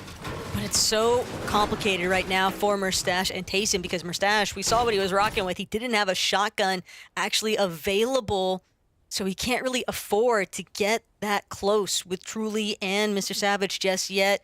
They're going to have to continue trying to see what sort of leftover loot they can come up with here because eventually these two will be forced to clash. We've already seen back-to-back lobbies where they have to find an immediate answer to the other. And it is a bit more painful for Mustache and Tayson, I would wager, just given the fact that they had such a close finish in that last lobby. It's always going to be kind of eating away with you in the back of your mind, but you just have to brush it off. You have to say go next. And for Truly and Savage, they're trying not to be sent back into the next lobby, but Mustache and Tayson are really heating up here at Frosted Flats. Tayson fully healthy, but with no materials, he'll be forced to try and farm out whatever he can squeeze from the available area. Truly lurking overhead, though. Do they know that he's in the tree? That's the real question left to be answered here. But Tayson and Mustache still yet to go down just yet. But Tayson's on the end of his legs, and sure enough, Mustache chasing Savage now every which way. They're both just so wiggly, but it's going to be Truly who actually winds up taking out Mustache at the very end of it. Just lost track of what had actually gone down inside of the building. So a great bounce back here for Truly and Savage. Get Truly a cape. A lot of talk about what he was doing in the heats. Didn't really have a massive part to play, but what he's just done there is absolutely save Mr. Savage's bacon because he was down, he was out. Stash may have just got that finish, but if it wasn't for Truly coming on through, absolutely vital little play there from Truly. Oh, here we go. Look at that. Beamed from Rigball. And him and Spari now can actually continue on with their game. He said, no way. You're not running away from us. We will pick up that second one. But let's have a look at the first. Spari here. Yeah, nice shots. Side of the box, of course. Then his teammate tried to get away. We saw exactly what happened to him, so nice early fights here. Frenzy and Cactus, one more time.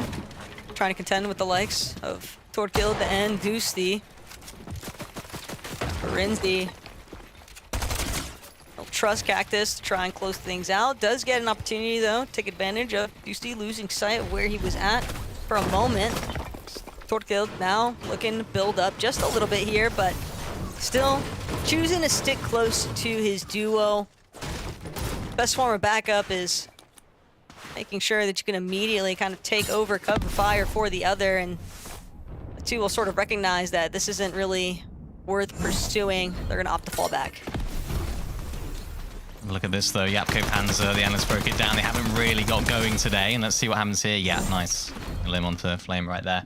That's super important for them just to get their games going. They just haven't been able to find a lot of those eliminations. We didn't get to see too much from them, especially for a duo of their quality.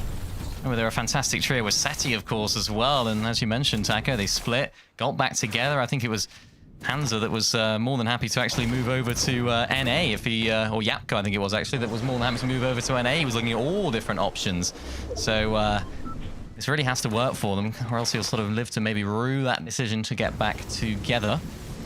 Now, though, a lot of these early fights are a little bit more calm, I suppose you could say. A lot of the players are just looking for a few different angles. We can see that right here. Colson Nog, 37.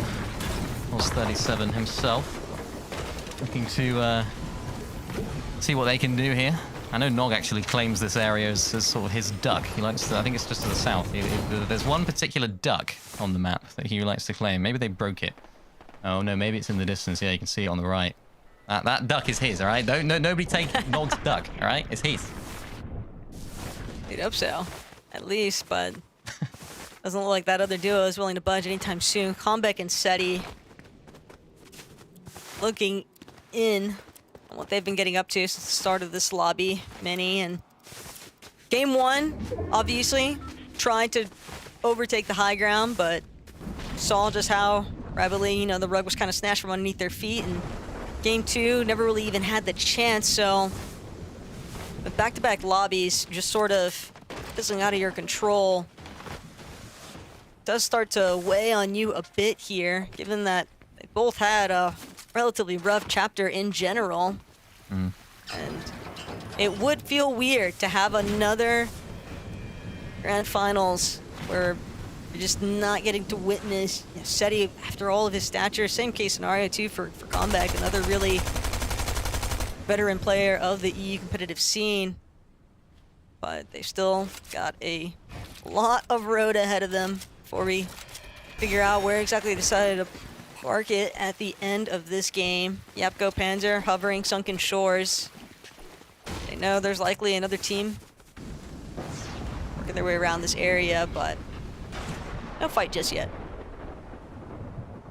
Mumsy and Skyjump, of course, a team that switched over their drop spot in that last game. It didn't really work out for them. We saw Skyjump having to get the reboot through, and then, of course, didn't quite actually make it happen and had to swim all the way around the map. So it doesn't seem like they're having as many troubles here, although they are in a similar sort of area of the map, as is Vanya and Nefrizzi up towards the Wonky Land area, as Domler and Strapito looking to find some angles. I suppose this is the good thing about Wonky Land. You can, of course, rotate in a little bit later with the wheel, but can mean these fights just drag out that little bit longer because both teams know that. Vanya just looking for an angle, and we haven't seen the best of Vanya for so long, really. It feels like throughout this entire year we just haven't been able to see the heights that Vanya can achieve. So I feel like he's the sort of player that all he needs is one big event, one solo clutch in a lobby like this just to reignite that fire in his belly, because of course it was a second place at the Global Championships with his trio at the end of last year, and that really is tough to swallow, I'm sure, for someone like Vanya, who's just had so much success last year as well.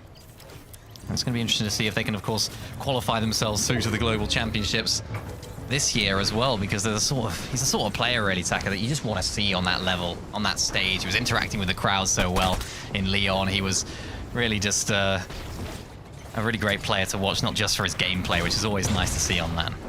Well, it's also just tough because you already touched on it, but second place at the last Global Championship and then potentially having to work with just the last chance qualifier as your hopes of, you know, cementing your position at this upcoming one. That's a really tough spot to be in. It's just not the type of competitive year that anyone could have expected for how much success Vanya had actually attained throughout the course of Chapter 6.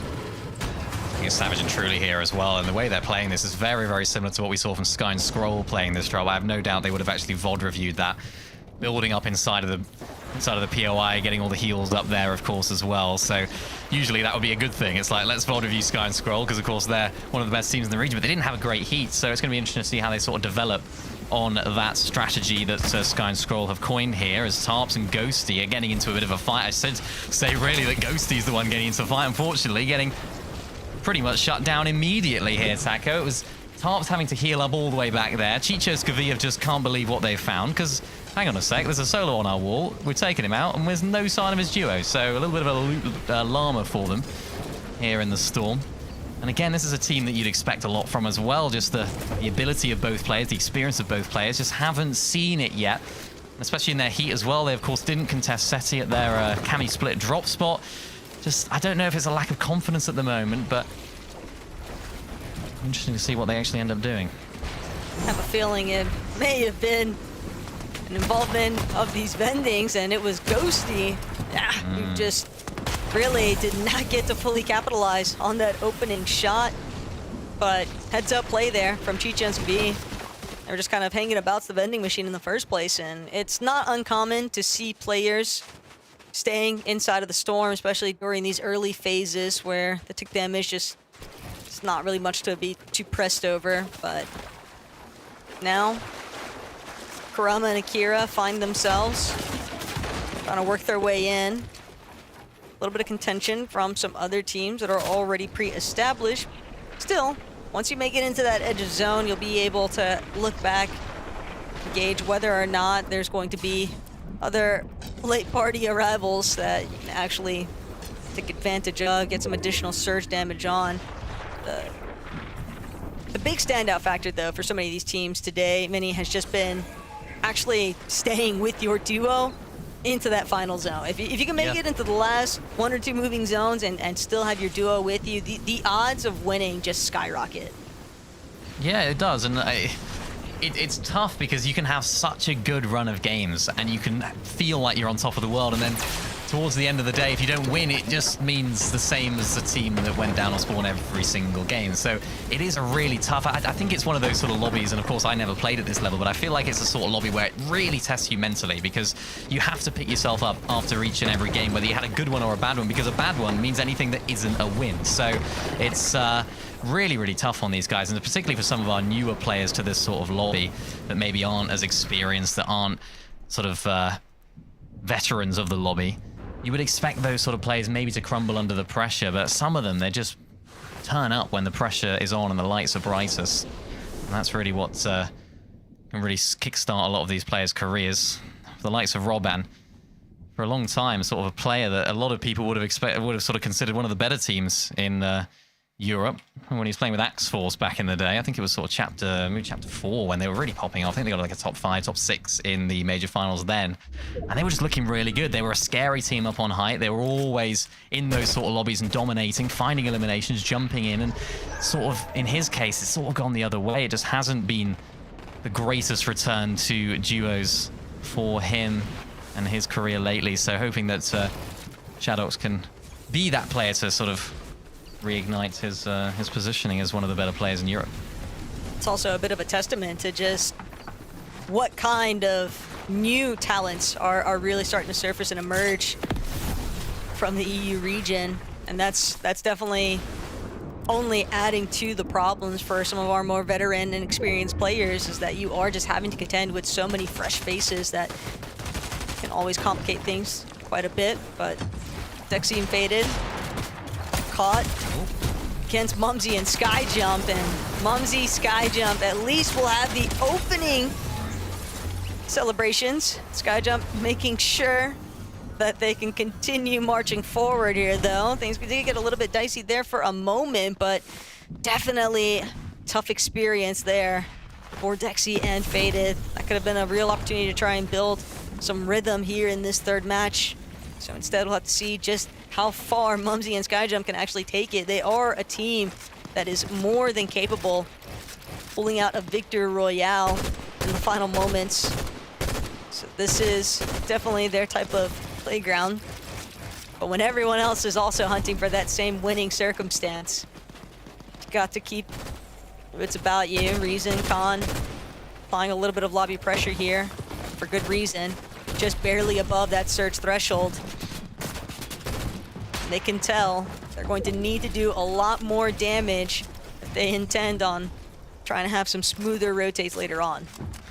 Yeah, it's weird with Reason and Calm because I feel like in these open formats where they're sort of able to get a lot of eliminations, they're just popping off every single aspect. All their fights just seem to be going their way when it comes to those sort of formats. Then they get into these set lobby events, like the Heats, like this event, it just hasn't quite been the same explosiveness that we saw from them, of course, in those open formats. Again, it's of course a different format, but you would expect them to carry a lot of that fighting ability through.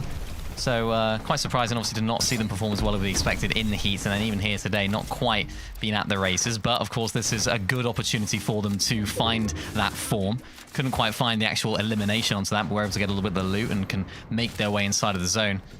And it's going to be interesting to see how they sort of bounce back from that. I saw on socials, Reason's reaction to not qualifying through in Heats was just Jeej. So, you know, I guess he's taking it in his stride a little bit. A lot of people in the replies sort of saying the football's left him type comments, so maybe he has a bit of a point to prove in that regard. I don't think so. I think Reason's still a very top player. But it's just hasn't quite been able to work for them in the sort of set lobby formats. I don't know what it is exactly, but hopefully they can make it all happen now. Heats could just be a little bit more forgiving, too, on the mental in comparison to this style of format in the Last Chance, where you know the winning factor is all that really matters. So some of those risks that you might have been able to sort of justify opting for earlier on, you know, you might find yourself second-guessing in the moment here in today's competition. Not saying that that's going to be the case necessarily for a player like Reason, but it's just those little thoughts that, you know, they can sometimes flare up at the wrong instance and be a very big distraction. Right now for Panzer, though, he's hoping that the rest of this lobby is a little bit more preoccupied with itself than where he's at, but he has got quite a ways to go. He'll be forced to continue trying to wrap around a bit here, but when you are just so far where you need to be, still has so much ground to cover, only 3 overdrive grenades left to do it, and the Chug Jug just barely going to manage to take him over to a healthy position, but one well-placed bump shot, and that's going to be the end of the line here for Panzer. Just kind of hoping that nobody else sees him. He wants to get that surprise shot off onto either Glaze or Skoes. Oh. He is just running out of everything. Max pull there as well. That's so unfortunate for him. Just everything going the wrong way for him. Quite literally in terms of the zones as Reason and Khan. A little bit more of a favorable position and some favorable aim from Khan as well to take down Mexi. That's some nice beams from the controller man himself. That's what you want from your fragger in the team, as looking to find yet another one of all the players that are still rotating through. One of those teams is Akira and Karama. Still trying to find a little bit of form in this game as well. Artskill just below Reason and Calm right now. The unfortunate thing about that, Ellen, was that they weren't actually able to get any of that loot. Reason sort of looking now backside of zone. Beautiful beam onto Akira, trying to wrap all the way around the builds of the rest of the lobby. So they're sort of looking at all these different angles as we take a look at Akira here. Actually spotted someone out inside of the cone. Beakaboo back to the lobby there in that one. So that's going to give them a nice little boost, a little bit of a llama loot for them to continue through this endgame. Yeah, they really did not have a whole lot of material count there. I believe 16 builds is what it looked like. Yeah. It was rocking just then for Truly and Savage. Unfortunately, despite some of their early success, it has now fallen exclusively onto Truly's shoulders to see whether or not he can clutch up yet again. And that is a tall ask this early on. Then he just starting to enter towards the true endgame environment here is Vanya also dancing around a bit, but for Reason and Khan finally making their way towards the high ground. And this is something that the desk also highlighted very early on before today's competition even kicked off. And it's somewhere that we've seen Reason and Khan have so much success, and now Khan kind of trying to figure out whether or not he can get that elimination onto Chicho. Chicho being forced to drop all the way down to where the rest of the congestion is building, but Khan still giving chase. He'll find Panzer for it. Chicho still barely managing to just scrape by here, and Reason healing back up, but won't have any problems making his way towards that next front side. They are going to need more material. Seti dropping down as far as he can go just to reunite with Comeback, and not only that, but needs a moment to try and heal back up. Trying to stick towards that front side of zone, but the pressure from height is just making that so complicated. Great work here from Kano, dropping down, getting eliminations, not getting knocked, not losing HP, getting all of those materials for them to be able to retain that high ground up above right now is truly in a completely different situation. They're looking so healthy. He's looking so weak in terms of everything right now as Chicho and Skavi are able to power through the rest of the lobby down on the mid ground as they try and elevate themselves. They see that hill coming up. Look who's on height again, though. It's Kovacs and Telio. They'll be hoping that they'll be able to have a little bit more success than they previously have had. They've knocked down the Kings of Height right now and are looking to try and make this game count. Vanya in a bit of a box situation, trying to get out, escapes very well, and the Frizzy quite chilling in his position, but one team that's not after looking so good, it's Khan and Reason. The builds are dwindling, the players are dropping, and they're going to have to try and find a refresh. But they are still managing to stay at least a couple of tiles up from where the rest of the pack is at. Now finally looking for an opportunity to collapse onto Momsy and Skyjump. Another big elimination here for Khan. And that material refresh could be the ultimate difference maker here. Truly, somehow, some way, though, has managed to keep trekking forward, hoping that he fares a bit better here. One tier out of where everyone else is at, but for Vanya, the problems just keep mounting up. Stuck in a corner, trying to play out the med kit, doesn't get the chance, dropped by another player and claimed by the lobby. Kovacs and Telio still trying to see if they can stave off Reason and Khan, but Khan made it towards the front side of zone first, gets some punishing shots in, but losing Reason along the way now leaves him as a solo, and he's just so preoccupied with trying to take out other players directly underneath him. Gets one onto Victor, but can't stick around to gather the body loot, trying to see if he can connect even more shots. Every little bit counts right now for Khan, but he can't waste any moments. He has to try and keep moving forward. Unfortunately, that's going to be his last as he is also taken down. And now Fakey trying to see whether or not he can bring down Kovacs and Dilio. Look at that, though. Height have fallen yet again. Nobody's looking for it because nobody has the materials to do it. Kovacs down to 15 HP. Will find the finish, but will not last any longer as Chicho now as a solo. Can you do it for your team? Truly, can you do it for your team? We've seen Savage clutching up so much over the past weekend. Now the shoe is on the other foot, and it's big shoes to fill for Truly right now in this endgame. Cactus and Rinzi, one of only 2 duos left in this lobby. The other one, Boris and Wi-Fi, looking to try and repair what happened in the heats. They came so close. Can they now do it? Or is it going to be one of our other teams in this endgame? Truly, still as a solo, finds Wi-Fi. That's one of the duos, but can he find the refresh? Still operating so well on these mid-ground layers. Doesn't connect with that shot, retreats on back, and can continue to power through. Heartbreaking circumstance there also for Truly, as they'll have to watch Wi-Fi just narrowly escape, but now Truly, can he take out Rinzi? He's gotten one in Cactus, but Rinzi will be able to return fire. Fakey, who managed to avoid the line of sight from all of this chaos that was unfolding underneath. He was actually going to be the one to get that elimination clearance onto Cactus, but Boris now looking for the chop, hoping that he can succeed in this 1 versus 1 outcome. Fakey still overhead. Boris, overdrive grenade, waiting for the prime opportunity to strike, but Fakey, he has no materials. He's just trying to dive directly into the box here. Boris has got to connect just a singular shot, and he finds it. Fakey with the wraparound. It's just no good. No materials and no chance of taking this one away. And for Boris, that is a huge outcome, a big hurdle to overcome. They've done it. They have done it. 2nd place in one of the games in Heat. 16th place, 1 place outside of qualification range. It took them to the last chance qualifier, but it's taken them to the Major 2 finals. What a performance. I really love the Boris under the box then. Peekaboo Boris, we'll see you in the grand finals lobby. That was me channeling my inner mini miner there. Another really exciting endgame to gather. Wow, I'm looking too. Both these duos had basically no points going into this match. They had a rough first 2 games, but now with Boris and Wi-Fi getting that victory royale, it was more than enough to send them to the finals with that intense 1v1. Yeah, I mean, what a way to do it, you know, especially like you say, when you start the day quite frankly, as poorly as they have, to come through and just get the win like that, it is so satisfying. Mini highlighted it so well. They came close during the heat, and another example of one of those teams where just it felt like everything went wrong for them in that last game of the heats, where you come second and you finish 16th place, 1 out. None of that matters anymore. They get the chance to play in the major finals, and hopefully they can show us more of this.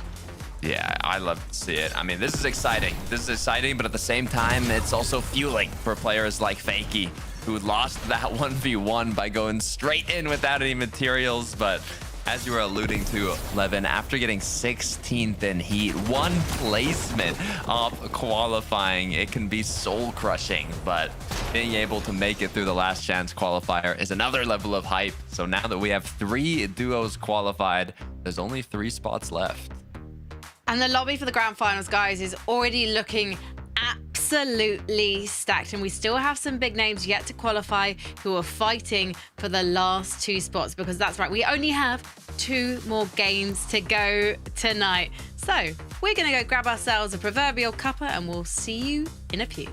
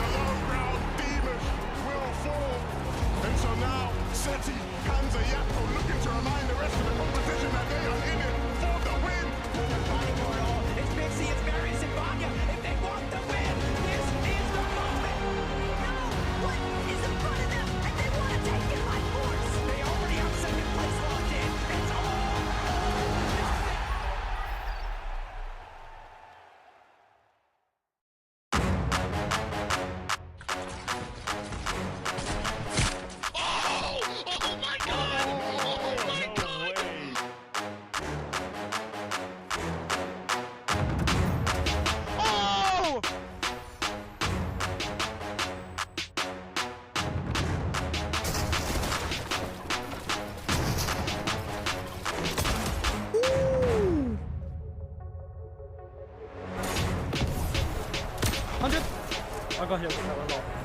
I'm popping in that bit. Wait, short. Got 6 build. No, max up. Wait, if you're mid, wait. 100. 100. Oh my god! Oh my god! Oh my god!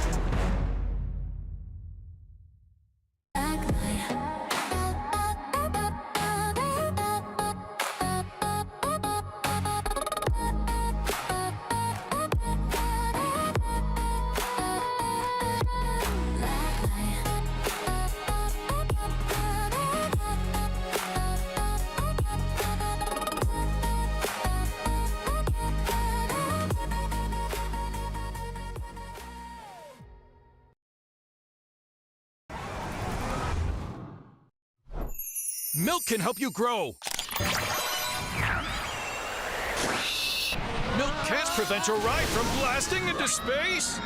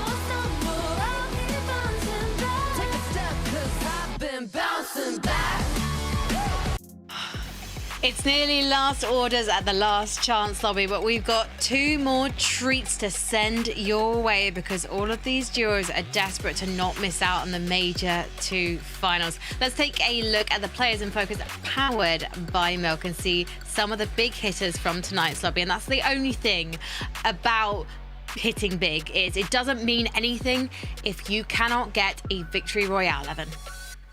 Yeah, I'm glad you said the last bit at the end, you know, just because it's like, you could play as good as you want, it doesn't mean niche. You have to win And so, some of these players I think have been, key in almost winning for their teams throughout the data card, right? Obviously, Khan's had some big moments of reason. Durden, on the height with Zays and Gordetti have had some big moments as well on the height. I think we're seeing a lot of the height guys sort of step up, but ultimately, yeah, you got to translate it to the Vic Roy. Yeah, I'm surprised actually that Khan's the most damage dealt, because 2 of their matches, they went down in like 20-something, 30-something, and 1 game, this most recent one, Khan popped off, they got 7th, but before that, they weren't making top 10s, and he's still topping the charts on damage dealt, so that's quite impressive. Well, we need to check in with the situation at Frosted Flats because Murtash Tayson are going up against Mr. Savage and Truly in that off-spawn battle to kick off the games. And it's currently 2-1 to Savage, Levin. Yeah, and this one was probably the messiest one of all 3 we've seen today. It was close. For a moment, it felt like maybe Mustache was going to turn it around the moment Tayson goes down, but Truly was very quick to come to Savage's aid. Again, I think when the fights are more scrappy, from at least the 3 that we've watched, when the fights are more scrappy, it feels like Truly and Savage are handling those moments a bit better, right? But for Tayson and Mustache, I think the key for the next couple games will be to just try stall things out, right? Control the pace of the fight a bit more. When Truly and Savage put their foot on the pedal, it just seems that, they're the ones in a better position. Yeah, and speaking of this most recent match too, Savage did go down quite early, as you can see, but Truly had a phenomenal clutch. I mean, their placements in the games that they've won, the off spawn, they've got an 8th and then 4th in this most recent match. Now, Tayson and Mustache have only won 1, but they did get 2nd in that single match. So what's kind of heart-crushing is that both of these duos perform so well when they make it off spawn, but they're almost at this disadvantage where they just don't have as many matches to actually play out and show what they're made of.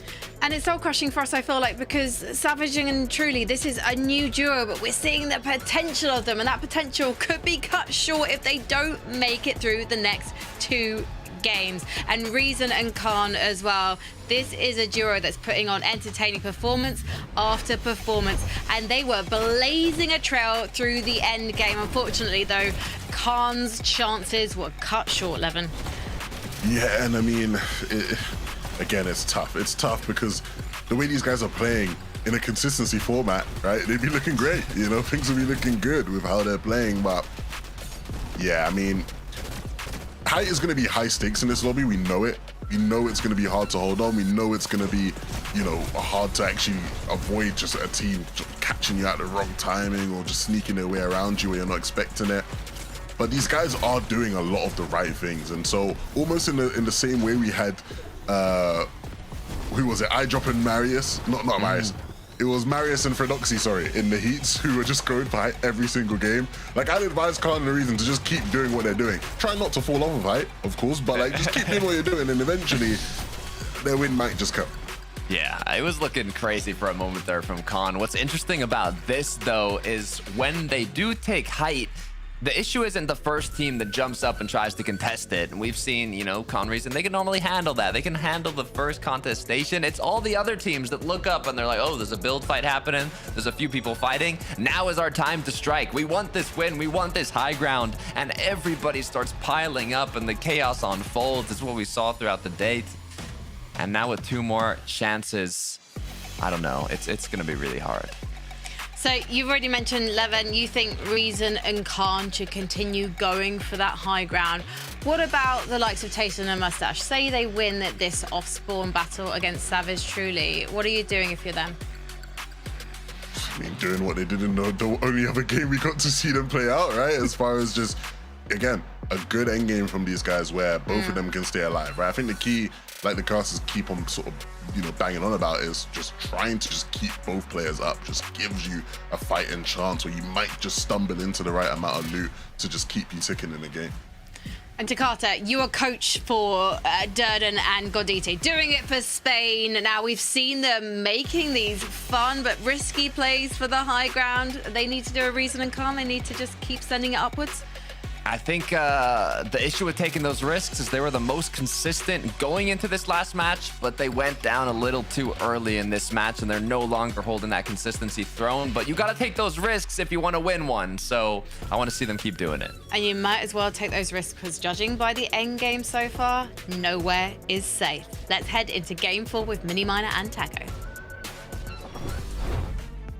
Only 2 spots remain, and with lobby number 4 just on the horizon, Mini, this is where the pressure and being able to overcome it is really going to start to shine for our leftover competitors. But it is a very, very difficult spot to be in. Absolutely everyone is going to be hunting for that Victory Royale, so we'll finally get a chance to see who's actually going to bring it home here in Game 4. While the casters were talking, all the analysts were talking, I should say, I made a list of all the teams. Mr. Savage Truly, Mustache Tayson, Chicho Skavi, Nefrizi Vanya, Seti Kombek, Akira Karama, Khan Reason.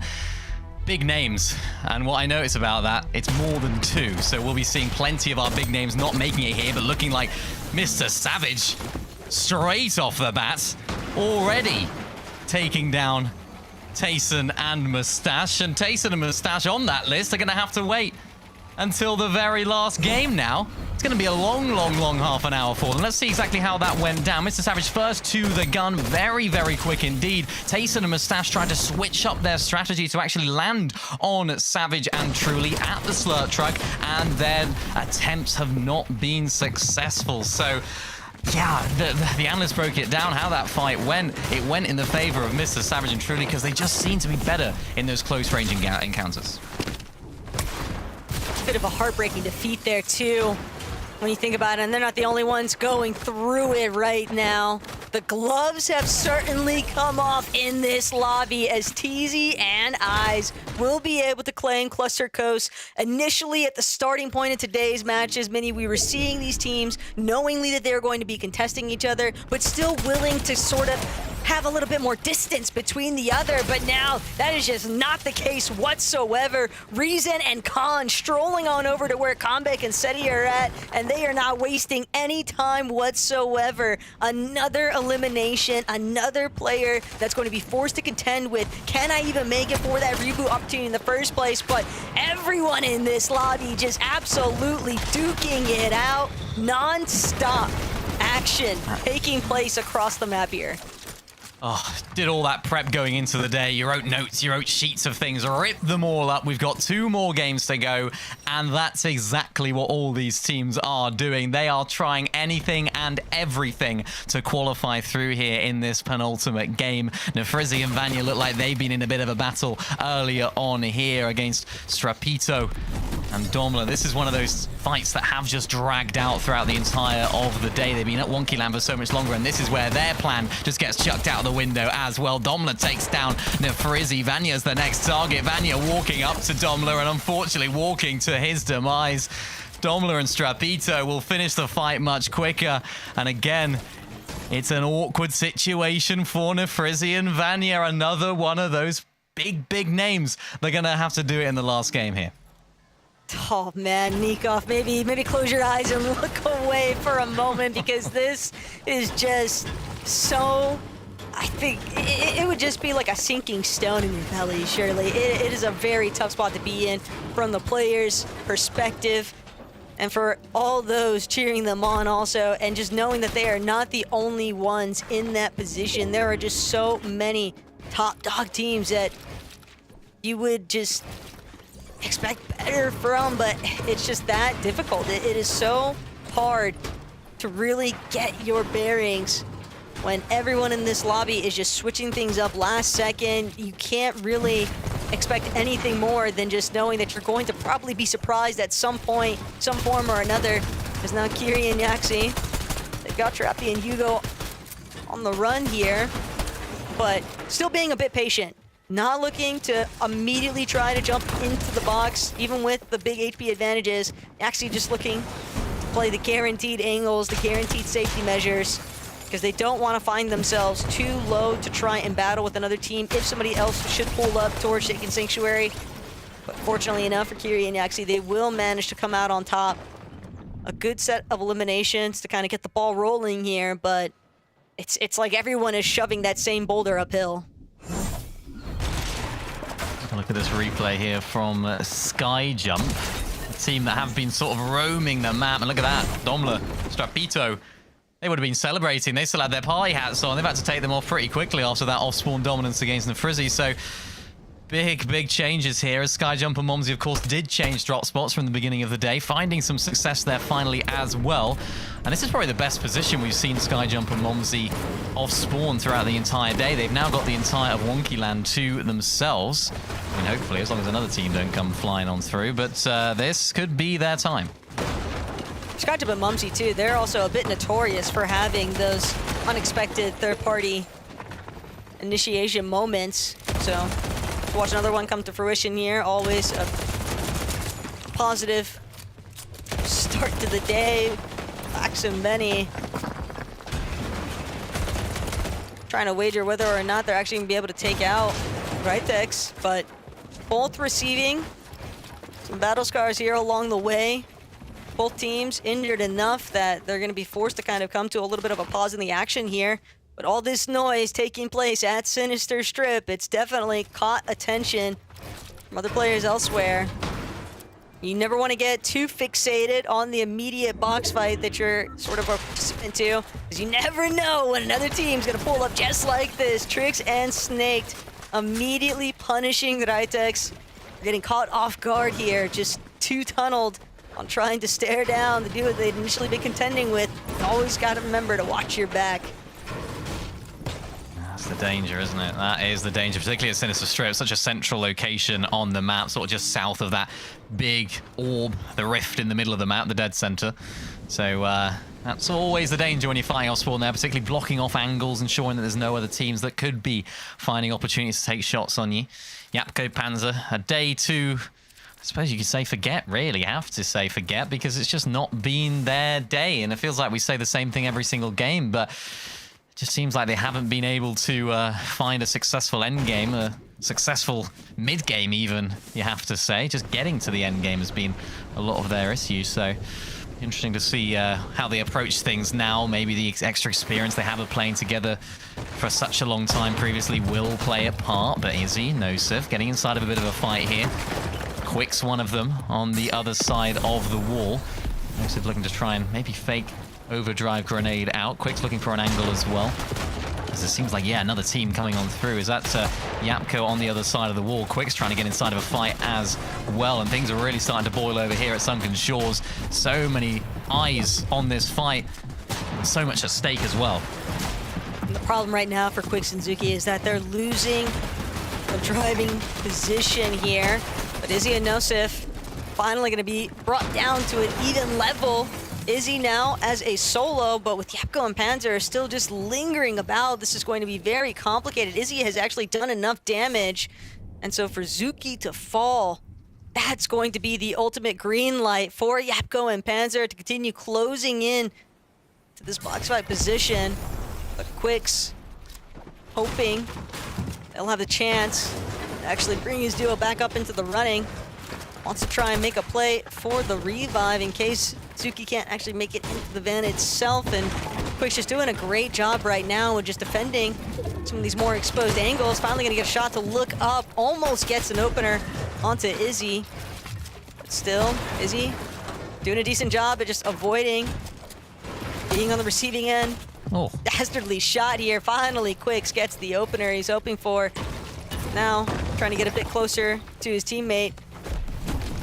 We'll try to get the toss-off into the reboot van, but that ramp just blocking it a bit here. And with Panzer now lurking, they're going to opt to try and close in fully onto where Quicks and Zuki are at. Had to give up playing for his teammate. Unfortunately, won't be able to see things through for the remainder of Game 4. That third-party intervention just too problematic.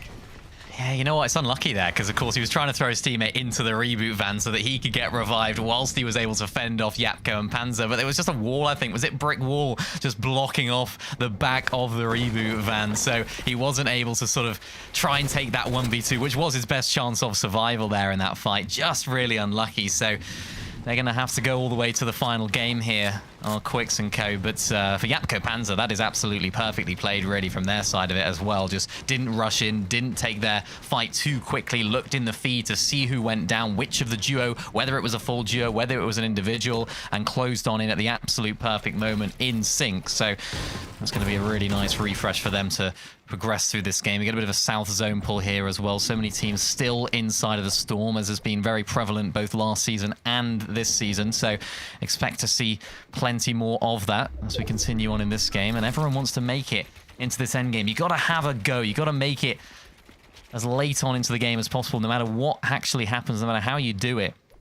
You want to put yourself in the position to maybe take height, maybe get a refresh. You never know what can happen when it gets to endgame. So all those teams in the storm looking to try and do just that. These players are dropping like flies right now, though. This lobby is thinning out fast, and even with some players managing to be somewhat successful with their reboot opportunities, still a long road to recovery before you can find yourself really in a proper position to try and convert this into that victory royale that every single one of these teams is sort of seeking out. Skvi and Chicho, though, a little bit more isolated from where some of the other action has been taking place. A bit more perched up on height with the opportunity to try and control how this lobby is actually flowing towards their direction. Robin and Shadox will start making their way in. Sinister Strip, though, does provide a decent amount of coverage. Largely just going to be that cube that you've got to be careful with, making sure that another team doesn't look to disturb it, send you back in unintended. But, of course, there are just tons of factors that the players are having to constantly think about as the game pulls on. Teams also looking to try and make those dead side rotations, hoping that they don't encounter players sort of staking out the vending machines along the way. Reason and Khan, they've opted to wrap all the way around. Now heading through Calamari Canyon. Likely going to look to try and hit one of those vending machines, but of course, as you can tell from the mini-map marks, there are other teams very close by, likely had the same intentions. Yeah, I like this from Reason and Khan, though, because they got those early eliminations. Of course, with the net surge, you can't take damage either. The ultimate thing is to do that damage early, take as little damage as possible. Of course, that doesn't include the storm damage, so they can just sort of ride out on the damage that they've already got and then make it into the endgame a lot later without worrying as much about surge. What's important, though, of course, is all these teams that are still inside of the storm, they've got to try and avoid those, ensure that they don't end up doing some damage to Reason and Khan, because this is a really nice setup from them. You can see there's a team just ahead of them. We're just sort of perched up by those vending machines. And for Mr. Savage and Truly, we spoke about it earlier, similar strats to Sky and Scroll, similar position that they find themselves in all the way back inside of the storm as well. But the green light has to come on sooner rather than later for them. It's a 2-tick, of course, at the moment. Will turn into a 5-tick imminently as well. So now it's time to go. It'll be interesting to see if they've done their homework here as to how Sky and Scroll would approach this position and how they play from this position at this drop spot, because it's really now or never for Truly and Savage, because you can't guarantee that you'll win that off spawn in that final game. It's not even just about how Sky and Scroll played it, though. You have to remember, Velo and Zynox, your Welsh compadre, this is the position where they had their game 1 success in heat number 3 during Sunday's competition. So that's bound to be something kind of in the back of both of their minds as they try to replicate their former duo successes there. And they know just how much is really hinging upon this game 4 performance. They don't want to try and have to find that victory royale in lobby number 5, because the starting point of the battleground for Savage and Truly is just knowing that it's just one more lobby of having to fight against Mustache and Tayson. Yeah, it's like a really big challenge to overcome. And yes, they have had the more success today in that off-spawn fight overall. When you look at the score, it's still no easy task, though. It's still Tayson. It's still Mustache. We saw what they could do in that end game that they had a really good second. So it's one of those situations where you can't rest on that. You can't think we have an extra game. We have to imagine this is the last game for them, because you just don't know what can happen off spawn. The Skyjump and Momsy are much better starts of their game as well. We spoke about it earlier. They had a lot more loot to themselves. They were able to actually get going within the game. And they're looking to try and get an increase in their amount of damage as well. And it's Really important game for them as well, of course. They are a team that we've seen at big events. We've seen them qualifying through formats like this before. I'm sure a lot of the French fans, all the French fans will be rooting for them in this penultimate game here. Start to see some of the nerves also taking place, some of these overdrives, making sure you're not bumping into your duo along the way, cutting yourself a bit short here. But Momsy and Skyjump, as they make their approach, the likes of Yapko and Panzer. And with Yapko and Panzer having played Janitorial Crew to their mid-game fight, it set them into a pretty decent position. This is probably the best that they have looked in today's competition in terms of loadout and how much material they actually have, but the surge threshold working against them currently. Granted, would almost expect the lobby to drop to 40 rather quickly here. How aggressive everything has been so far. Rosie and Chuck, though, going to be some of the first that Panzer and Yapko tried to get some damage in on, but now they have to worry about the rest of the lobby also looking in on their position. Yapko going to take a different kind of approach, sort of trying to figure out whether or not a new line of sight might work a bit better here, while Panzer just continues to move forward. Yeah, you can always use this as well to your advantage for a team like Reason and Khan just sat next to Panzer and Yapko.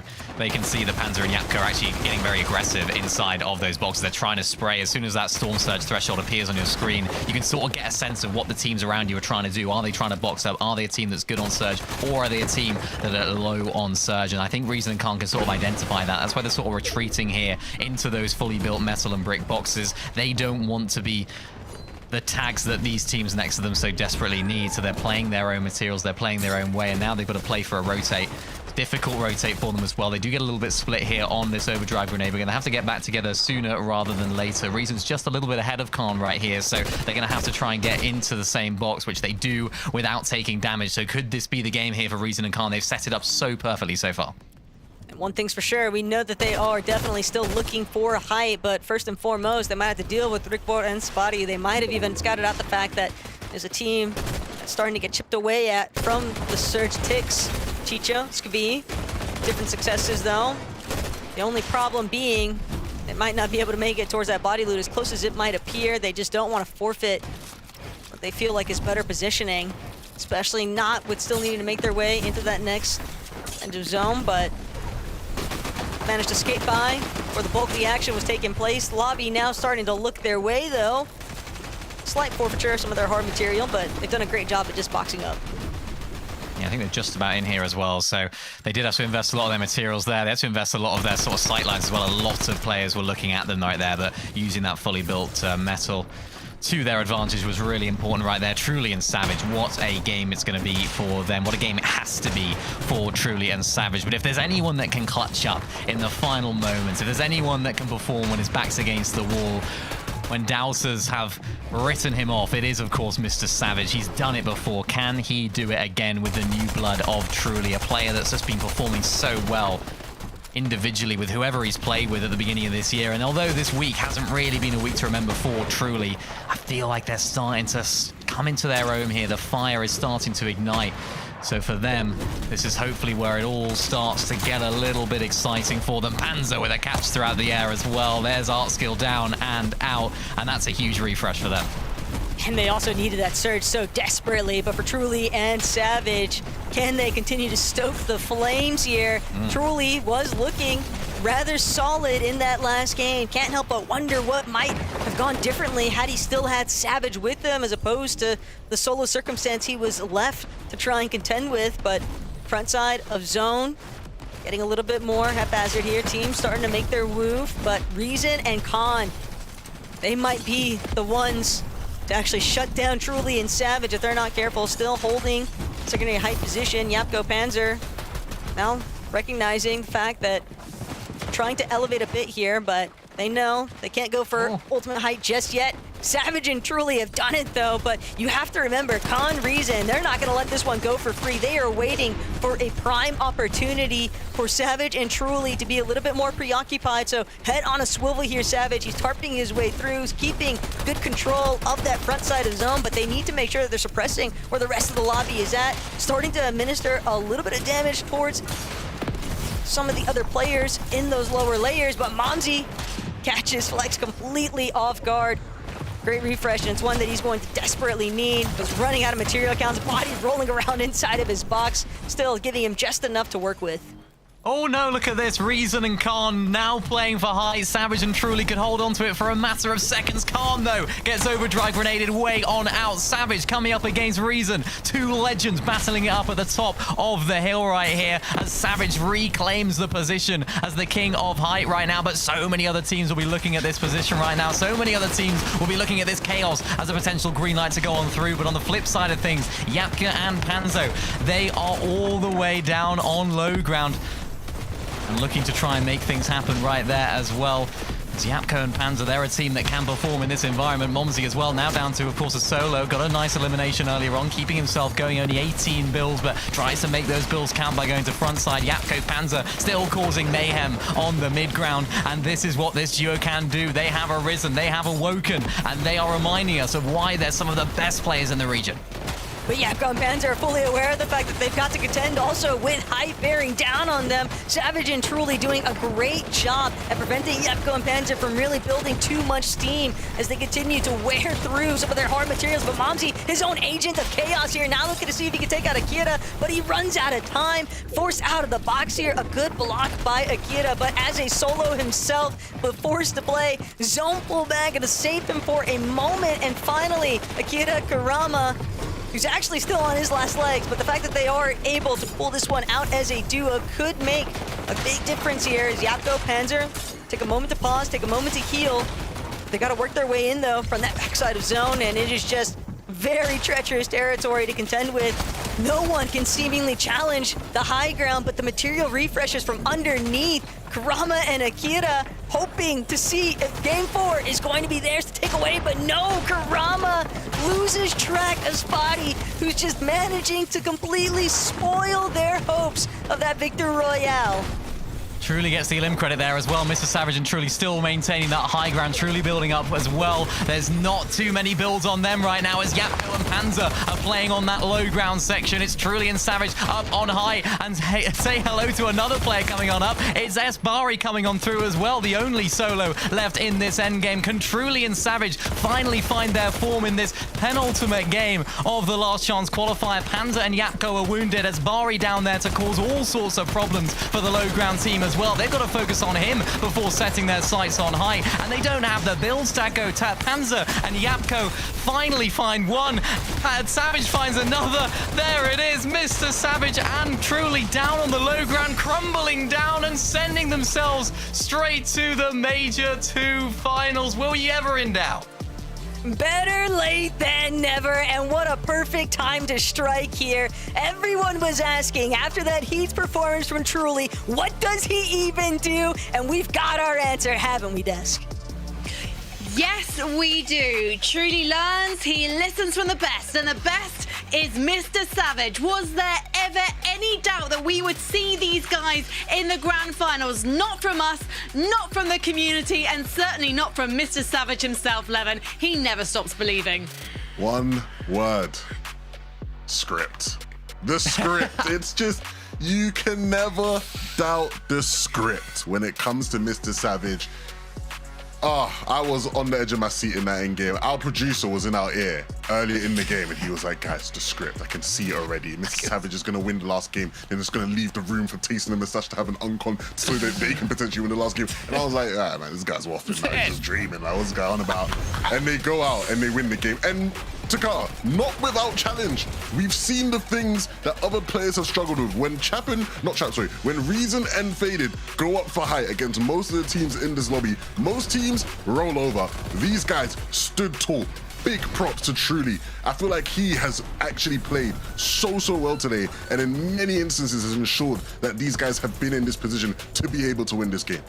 Oh, 100%. Definitely been the MVP. I mean, that was a full send from Khan and Reason. They wanted that high ground. They've been trying to consistently fight for it, and Savage Truly did not let that slide. Cleaned up the rest of the match. I mean, we were thinking about it, right? There was only one option. There was only one outcome from this match where both Savage and Truly, alongside Payson and Merstash, could qualify. We only had 2 matches left. We only had 2 spots left. I know there's fans both rooting for Savage Truly and Payson Merstash. You don't want to see these 2 duos clashing against each other, and one of them had to qualify in this match. They had to, if we wanted to have that little chance of both of them making it through. But now with one last chance, one last match, one last opportunity, there's only one more duo we can send to the grand finals. Oh, I know. It's so hard for all of these duos, but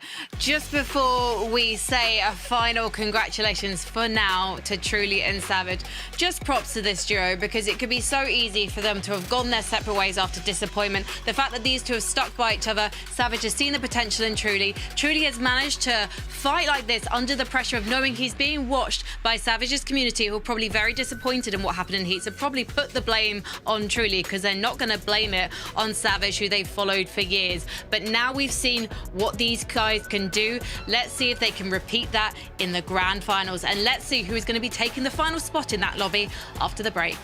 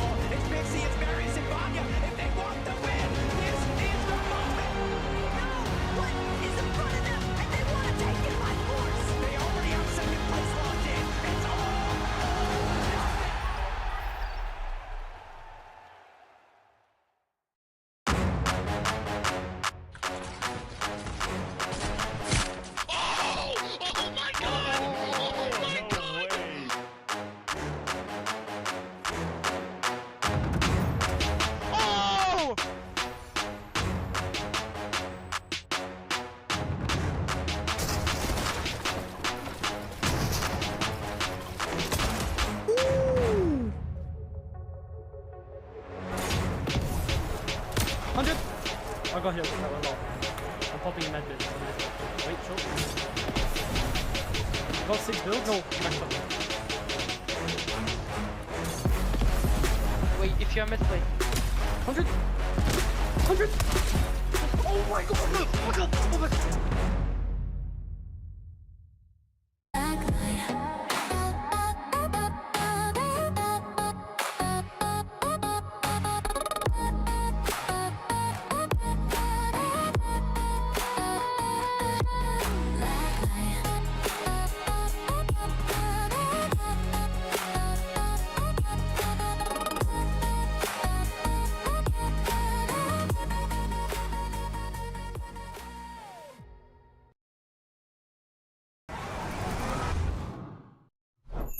Milk can help you grow.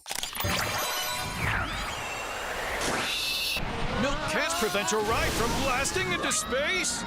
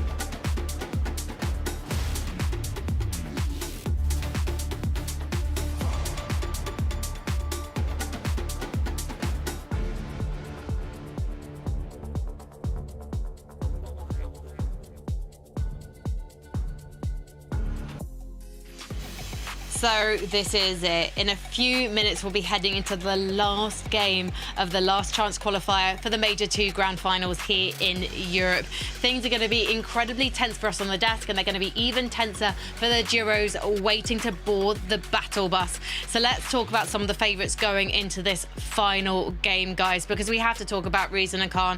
They have been on fire with so many near misses tonight, but this is a duo that's going to capitalise on the fact that low ground is becoming more free for them. Levin, what do you think? Well, high ground is becoming more free, high ground, right? Last I'm game, so sorry. They You were know, the only yes. ones that went up for it. And look, last True. time around, I made the comparison to Fredoxy and Marius, and their story in Heats was very much going for height every single game, and they didn't get the win until the final one. Reason and Khan are going to be looking for a similar story.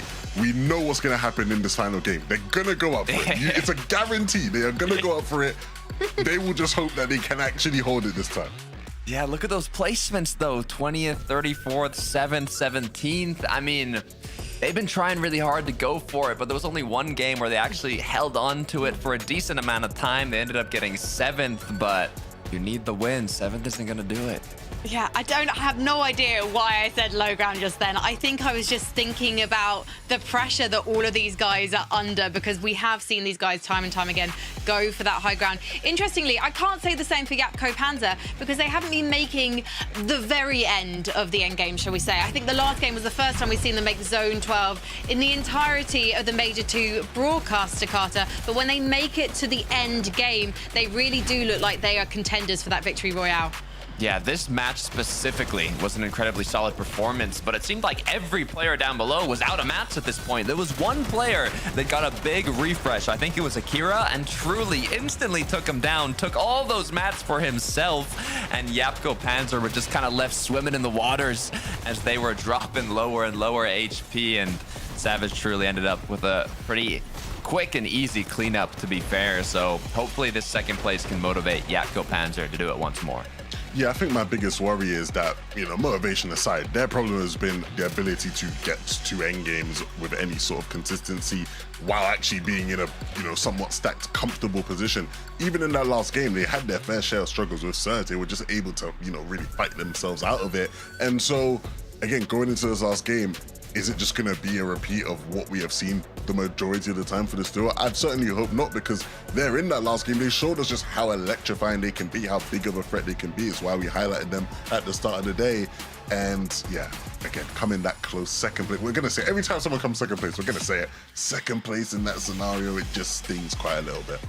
Well, Akira, Karama, they also came very close in those final moments of Game 4. Also sticking out on the low ground, a really hard Heatwave Harbour shore to contend with Takata. But these guys are warming up, and we know that they are capable of a victory royale.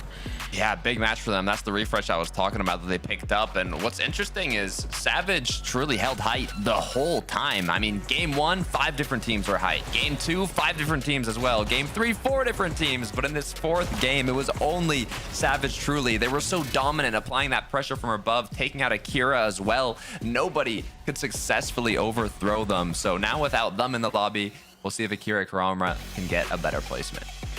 Well, we are nearly ready to go into our final game. There's one duo in particular we have not had the chance to speak about yet, and that is Merstash and Taysom. We know they're going to have the flats to themselves, guys, unless anyone decides to try and take up residence where Truly and Savage left off. It's going to be interesting as we look at them at the start of this game, but if they are uncontested, if they can have a successful mid-game, Takata, would you predict them to take this victory royale like our producer did earlier today?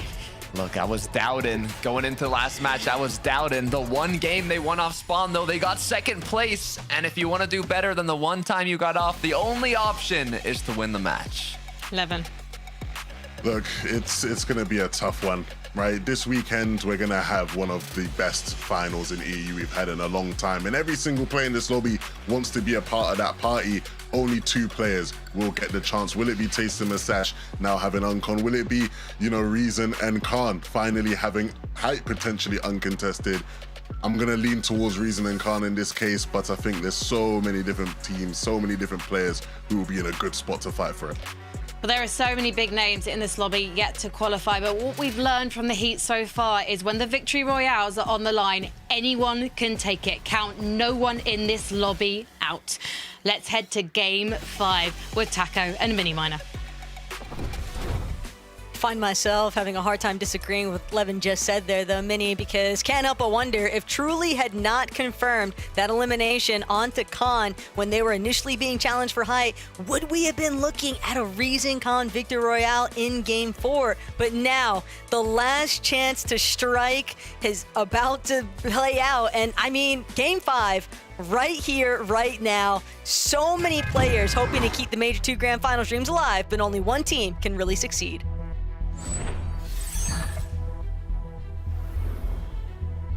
Which team will that be? We're about to find out in our very last game of the day, and of a day of real electric gameplay from so many of our players. We've seen height take different forms in different games, different teams on it, different teams fragging out on low ground as well, and some teams that just will not give it up. And for a team like Reason and Khan, that would be high ground. For a team like Mustache and Tayson, that's this drop spot. And unfortunately, it hasn't been the day to remember in terms of off-spawn fighting. They haven't been the better team off-spawn. That's a fact. But what is a fact right now, and another fact for them, is that they've got one game here of uncontested flats to themselves to make something happen here. And it's now or never for them. But even with it being uncontested, it still kind of shifts their original game plan.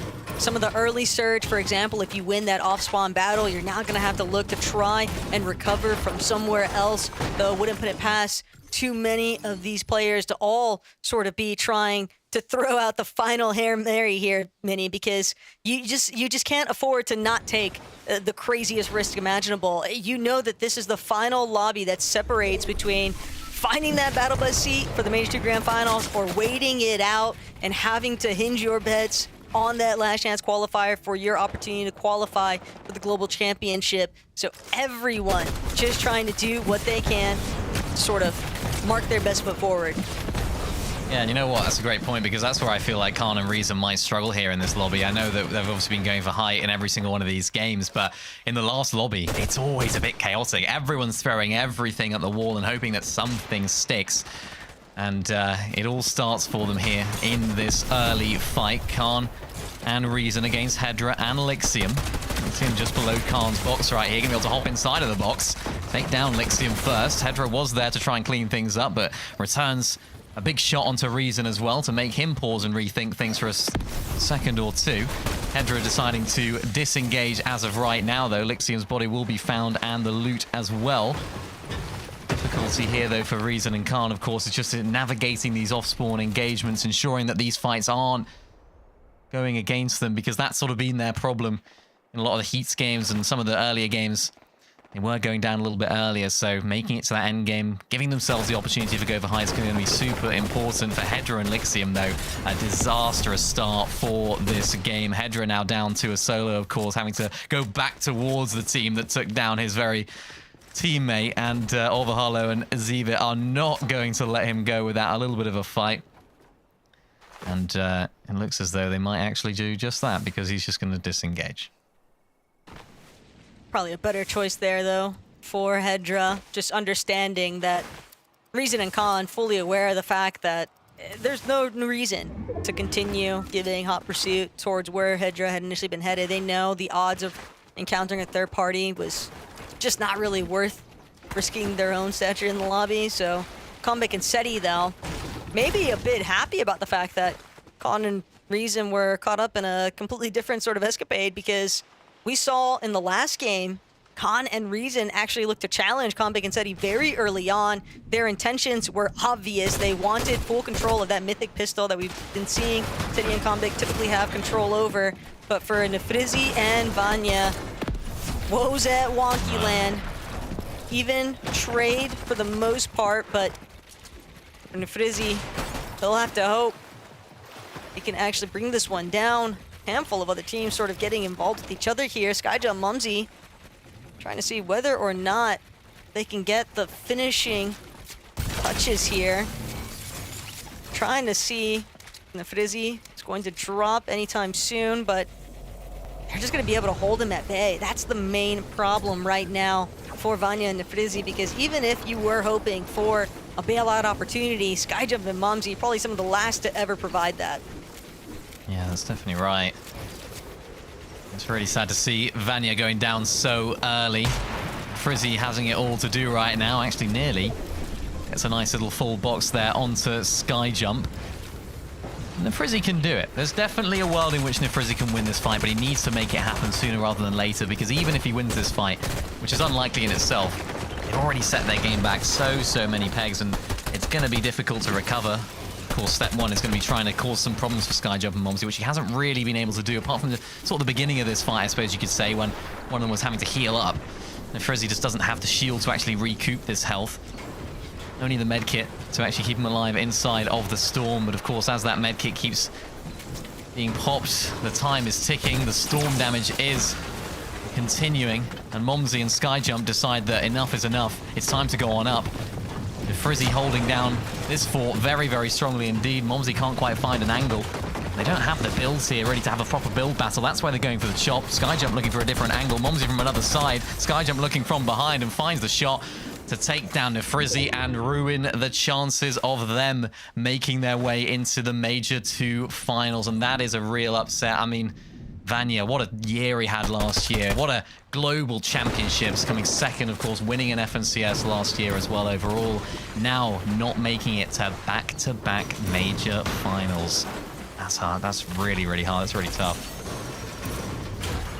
And unfortunately, one duo's downfall is just going to lead to another duo's upcoming. Everyone that has already found their early exits from this lobby will have to sit and wait and see who's actually going to bring it all the way towards a Game 5 Victor Royale. For Alvin and Brutus, stuck in a bit of a mess here. A couple other duos surrounding them. Bit low on shotgun ammo also. But Strapido and Domler don't seem like they're in any sort of rush just yet. We'll take the chance, kind of sit and wait, replenish some of their shields before re-engaging if it comes to that. For Alvin and Brutus, again, teams, they don't really care about their placements that have occurred during the first 4 lobbies. It's exclusively down to whether or not they can actually bring it back with the Game 5 Victor Royale. It would be just the ultimate saving grace on the day for every single one of these teams, but it's just so heartbreaking when you know only one duo can actually have it. So heartbreaking. I mean, you know, it's tough because you can come out of today a competition like this where you might think, yeah, you know what, we deserve to qual there. We played well enough to qual. We did well enough to get a win, but if you don't, it just doesn't mean anything at all. So for some of our teams that, of course, for most of our teams that won't make their way into the Major 2 finals, it's really just a tough situation to find yourself in. And of course, being able to pick yourself up mentally is going to be really important. But of course, what's going through these players' minds right now is that we can be that team. Why not us? It's been 4 teams prior. Why can't we be that final team? It has to be somebody. So for players like Torquil and Deuce, you just haven't had the day to remember at all. They've just been overrun in a lot of areas, particularly early on in the game, just not being able to get the game going. It's often been the case, I feel like, in these sort of lobbies where the final game winner isn't always a team that's played really well throughout the day and that's been consistent, that's got into the end game. Sometimes it has been the case where someone just comes out of complete nowhere at the bottom end of the leaderboard, then does find the win. So do not count any of these guys out. Looks as though Lixium has been able to be revived, but unfortunately, straight back down and straight back to another reboot potential here for Hedra, but it's an absolute surge farm here for Reason and Khan, who can get their second of the game, and they're second on Lixium. And this is very likely why they'd even opted to not give chase to Hedra at the starting point. Even with that elimination onto Lixium, they knew eventually Hedra wouldn't have many opportunities aside from heading even further north to try and make that reboot play a possibility here. So Khan and Reason just more than content, get that additional search farm. Now they'll start making their way down. The zone pool, maybe a bit more favorable also for Khan and Reason. But look at what's brewing just above Seti and Comeback. They'll be trying to get their own little taste of vengeance here after what took place in Game 4. You reckon Reason heard that? You reckon he heard the bush? Because he's just boxed up. Looks as though he might have heard it. Comeback definitely made themselves known right now. We might get a round 2 of the fight that we saw earlier on. I wonder if Seti and Comeback know that this is Khan and Reason, or if they're just disengaging for the sake of it, because we know how that fight went down early on in the last game.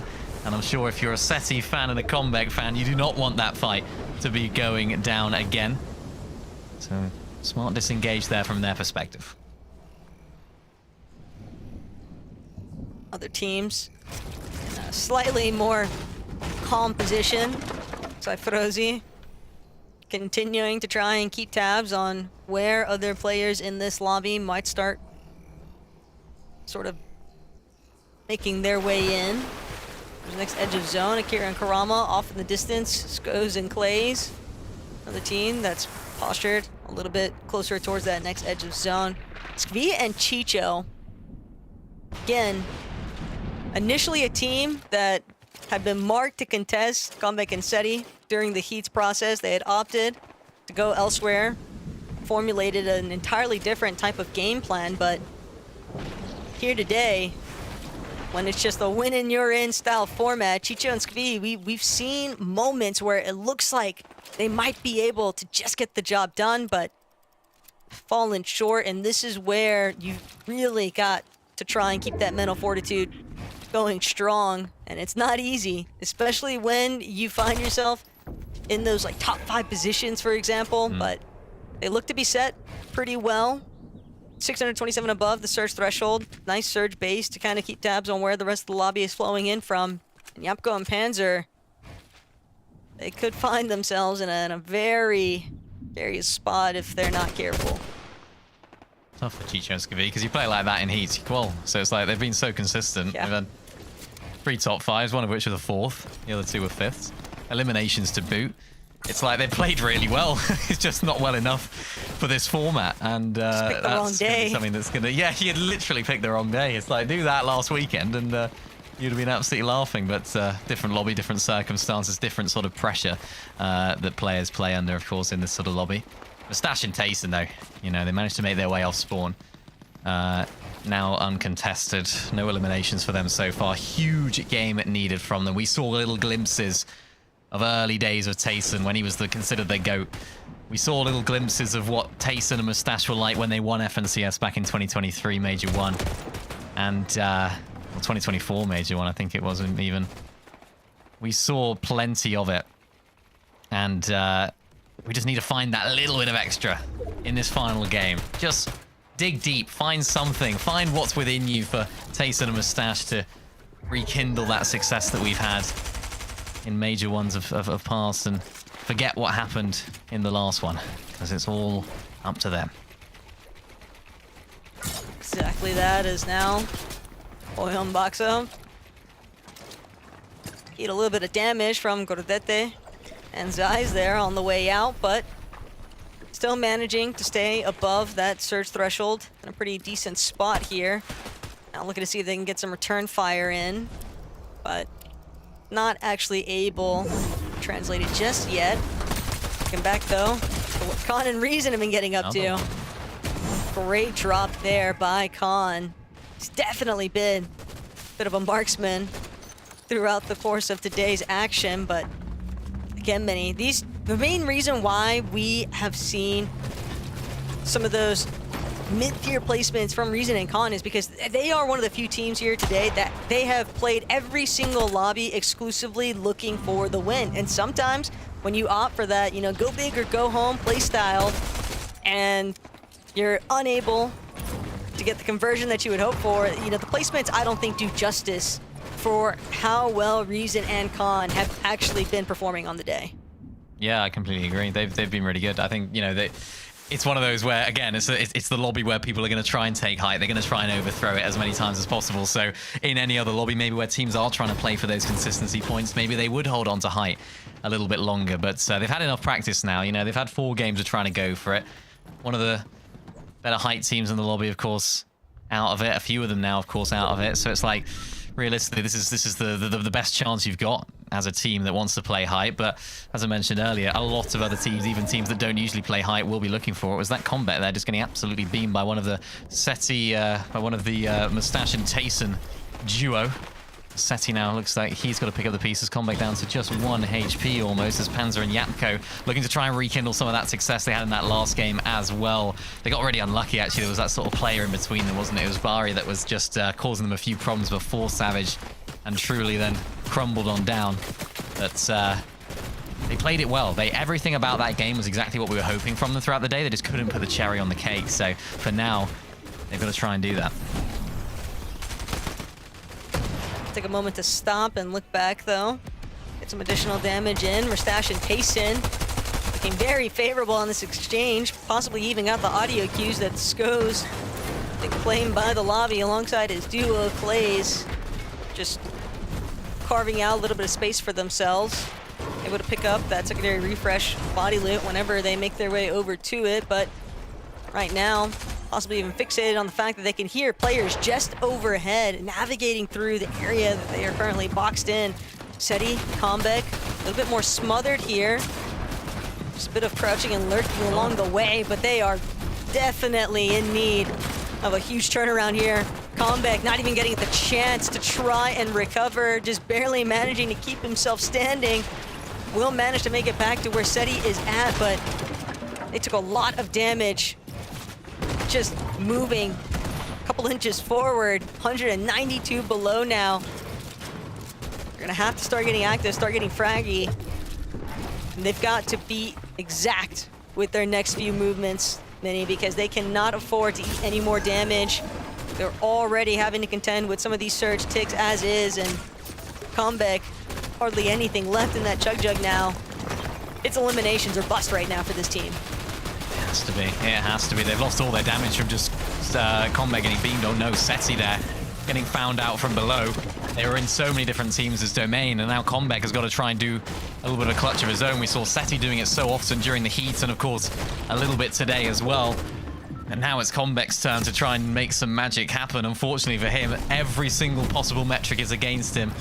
Health not looking so good, no shield, no surge, having to jump inside of the box, looking to try and find an angle, gets the wall, nice shot there, but not going to be enough to actually take the player out. There's still 218 below the threshold. He can't take damage.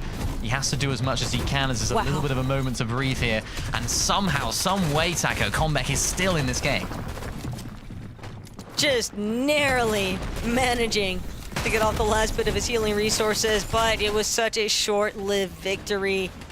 Fortunately, we had just been spectating the beginning of the end there for Seti and Comeback, and they will not be able to make it out of this last chance lobby.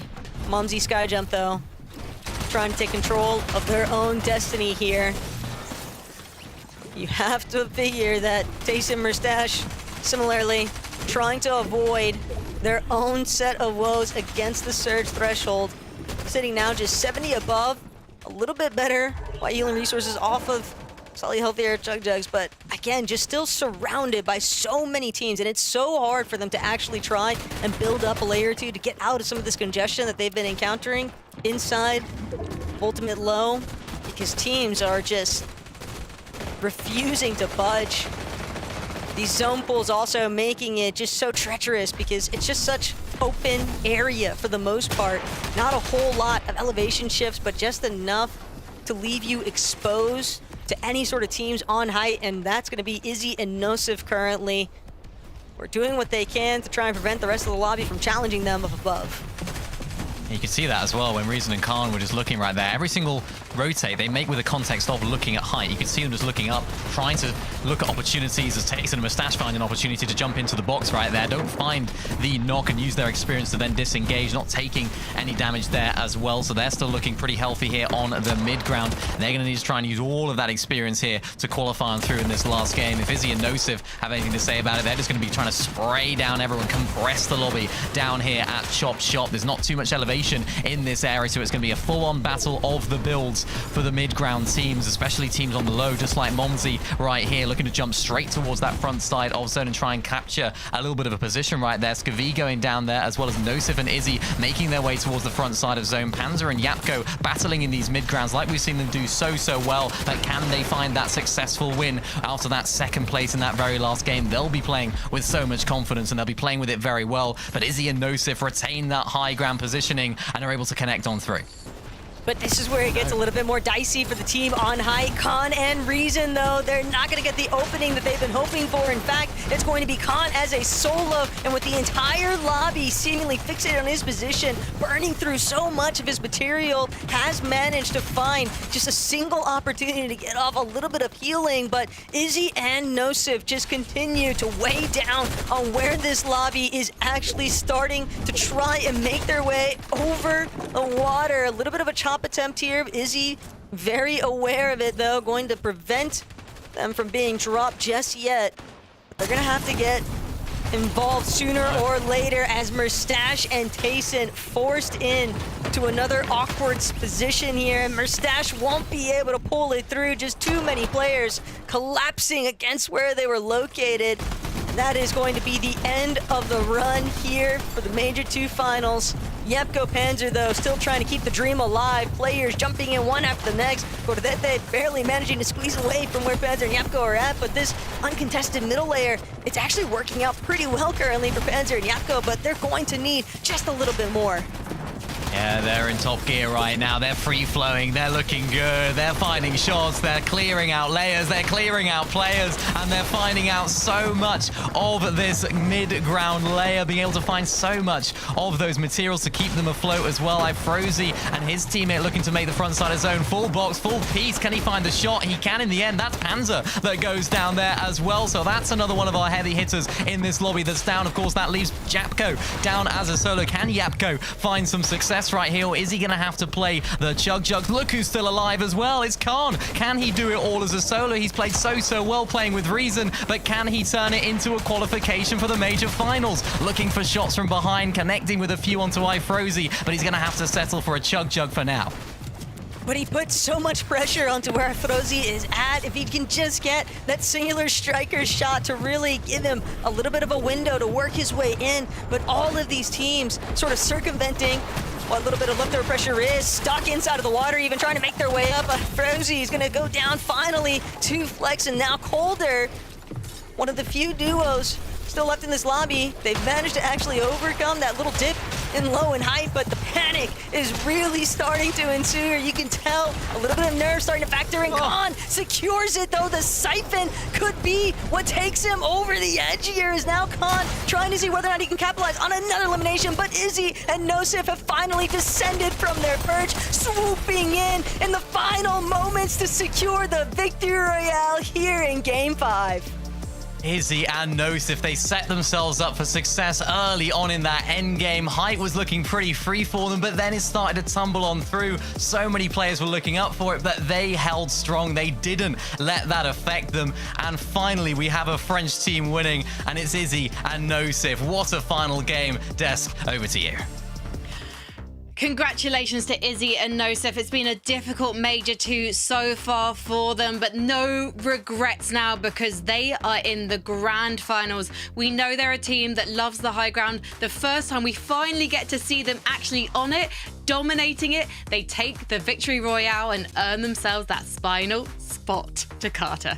Yeah, I mean, there's no better feeling than winning a Game 5 to qualify you to the grand finals. Your literal last opportunity, last chance to make it. The final duo to get through. And their previous matches, I'm going to read it off, 45th, 37th, 19th, 10th. This is the first game they even broke into the top 10. And once they broke in, they won the match.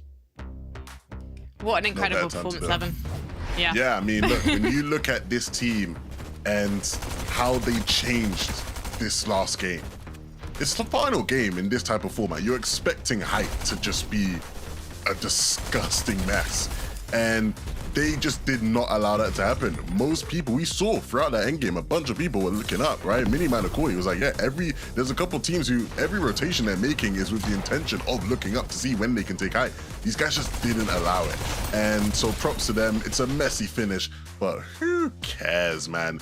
These guys are two players who are more than good enough to be playing in this major final. It's good to see them finally make it, and even if it took them till that last game, and there was always gonna be one French duo that made it through this round, eh?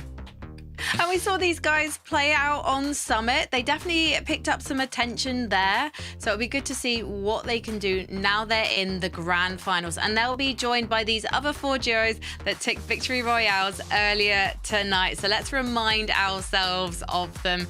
Wheat and Cyanide picking up the first one. That feels like forever ago. And of course, game number 4.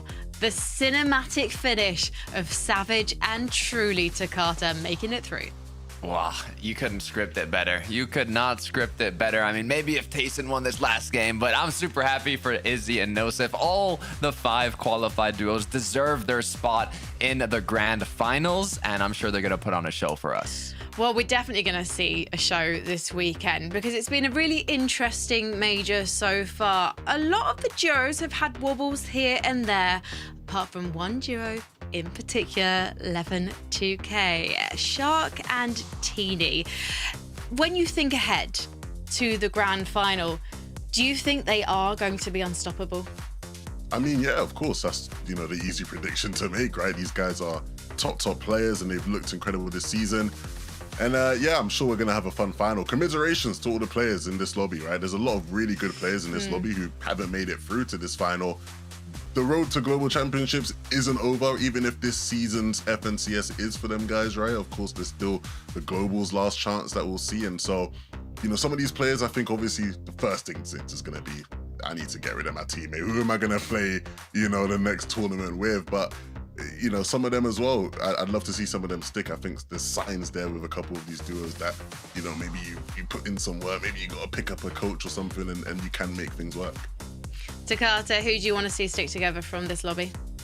Who do I want to see stick together? That's a tough question. I mean, Reason and Khan were doing really well.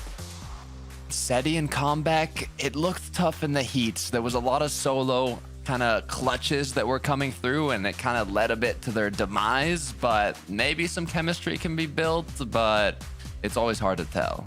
Well, we'll be looking ahead for those duos to August 14th. That's when we're going to have the last chance major, and that will be their last opportunity to earn themselves a spot in the Global Championships in Antwerp. As for the duos that have qualified for the Major 2 finals, there are 9 spots, and of course, all of them want to win the Axe of Champions. So join us on Saturday when their journey continues. As for us, though, that's all we've got this evening, but North America's last chance qualifier is coming up. You don't want to miss it, so don't. Right now from us in Europe, let's sound that horn.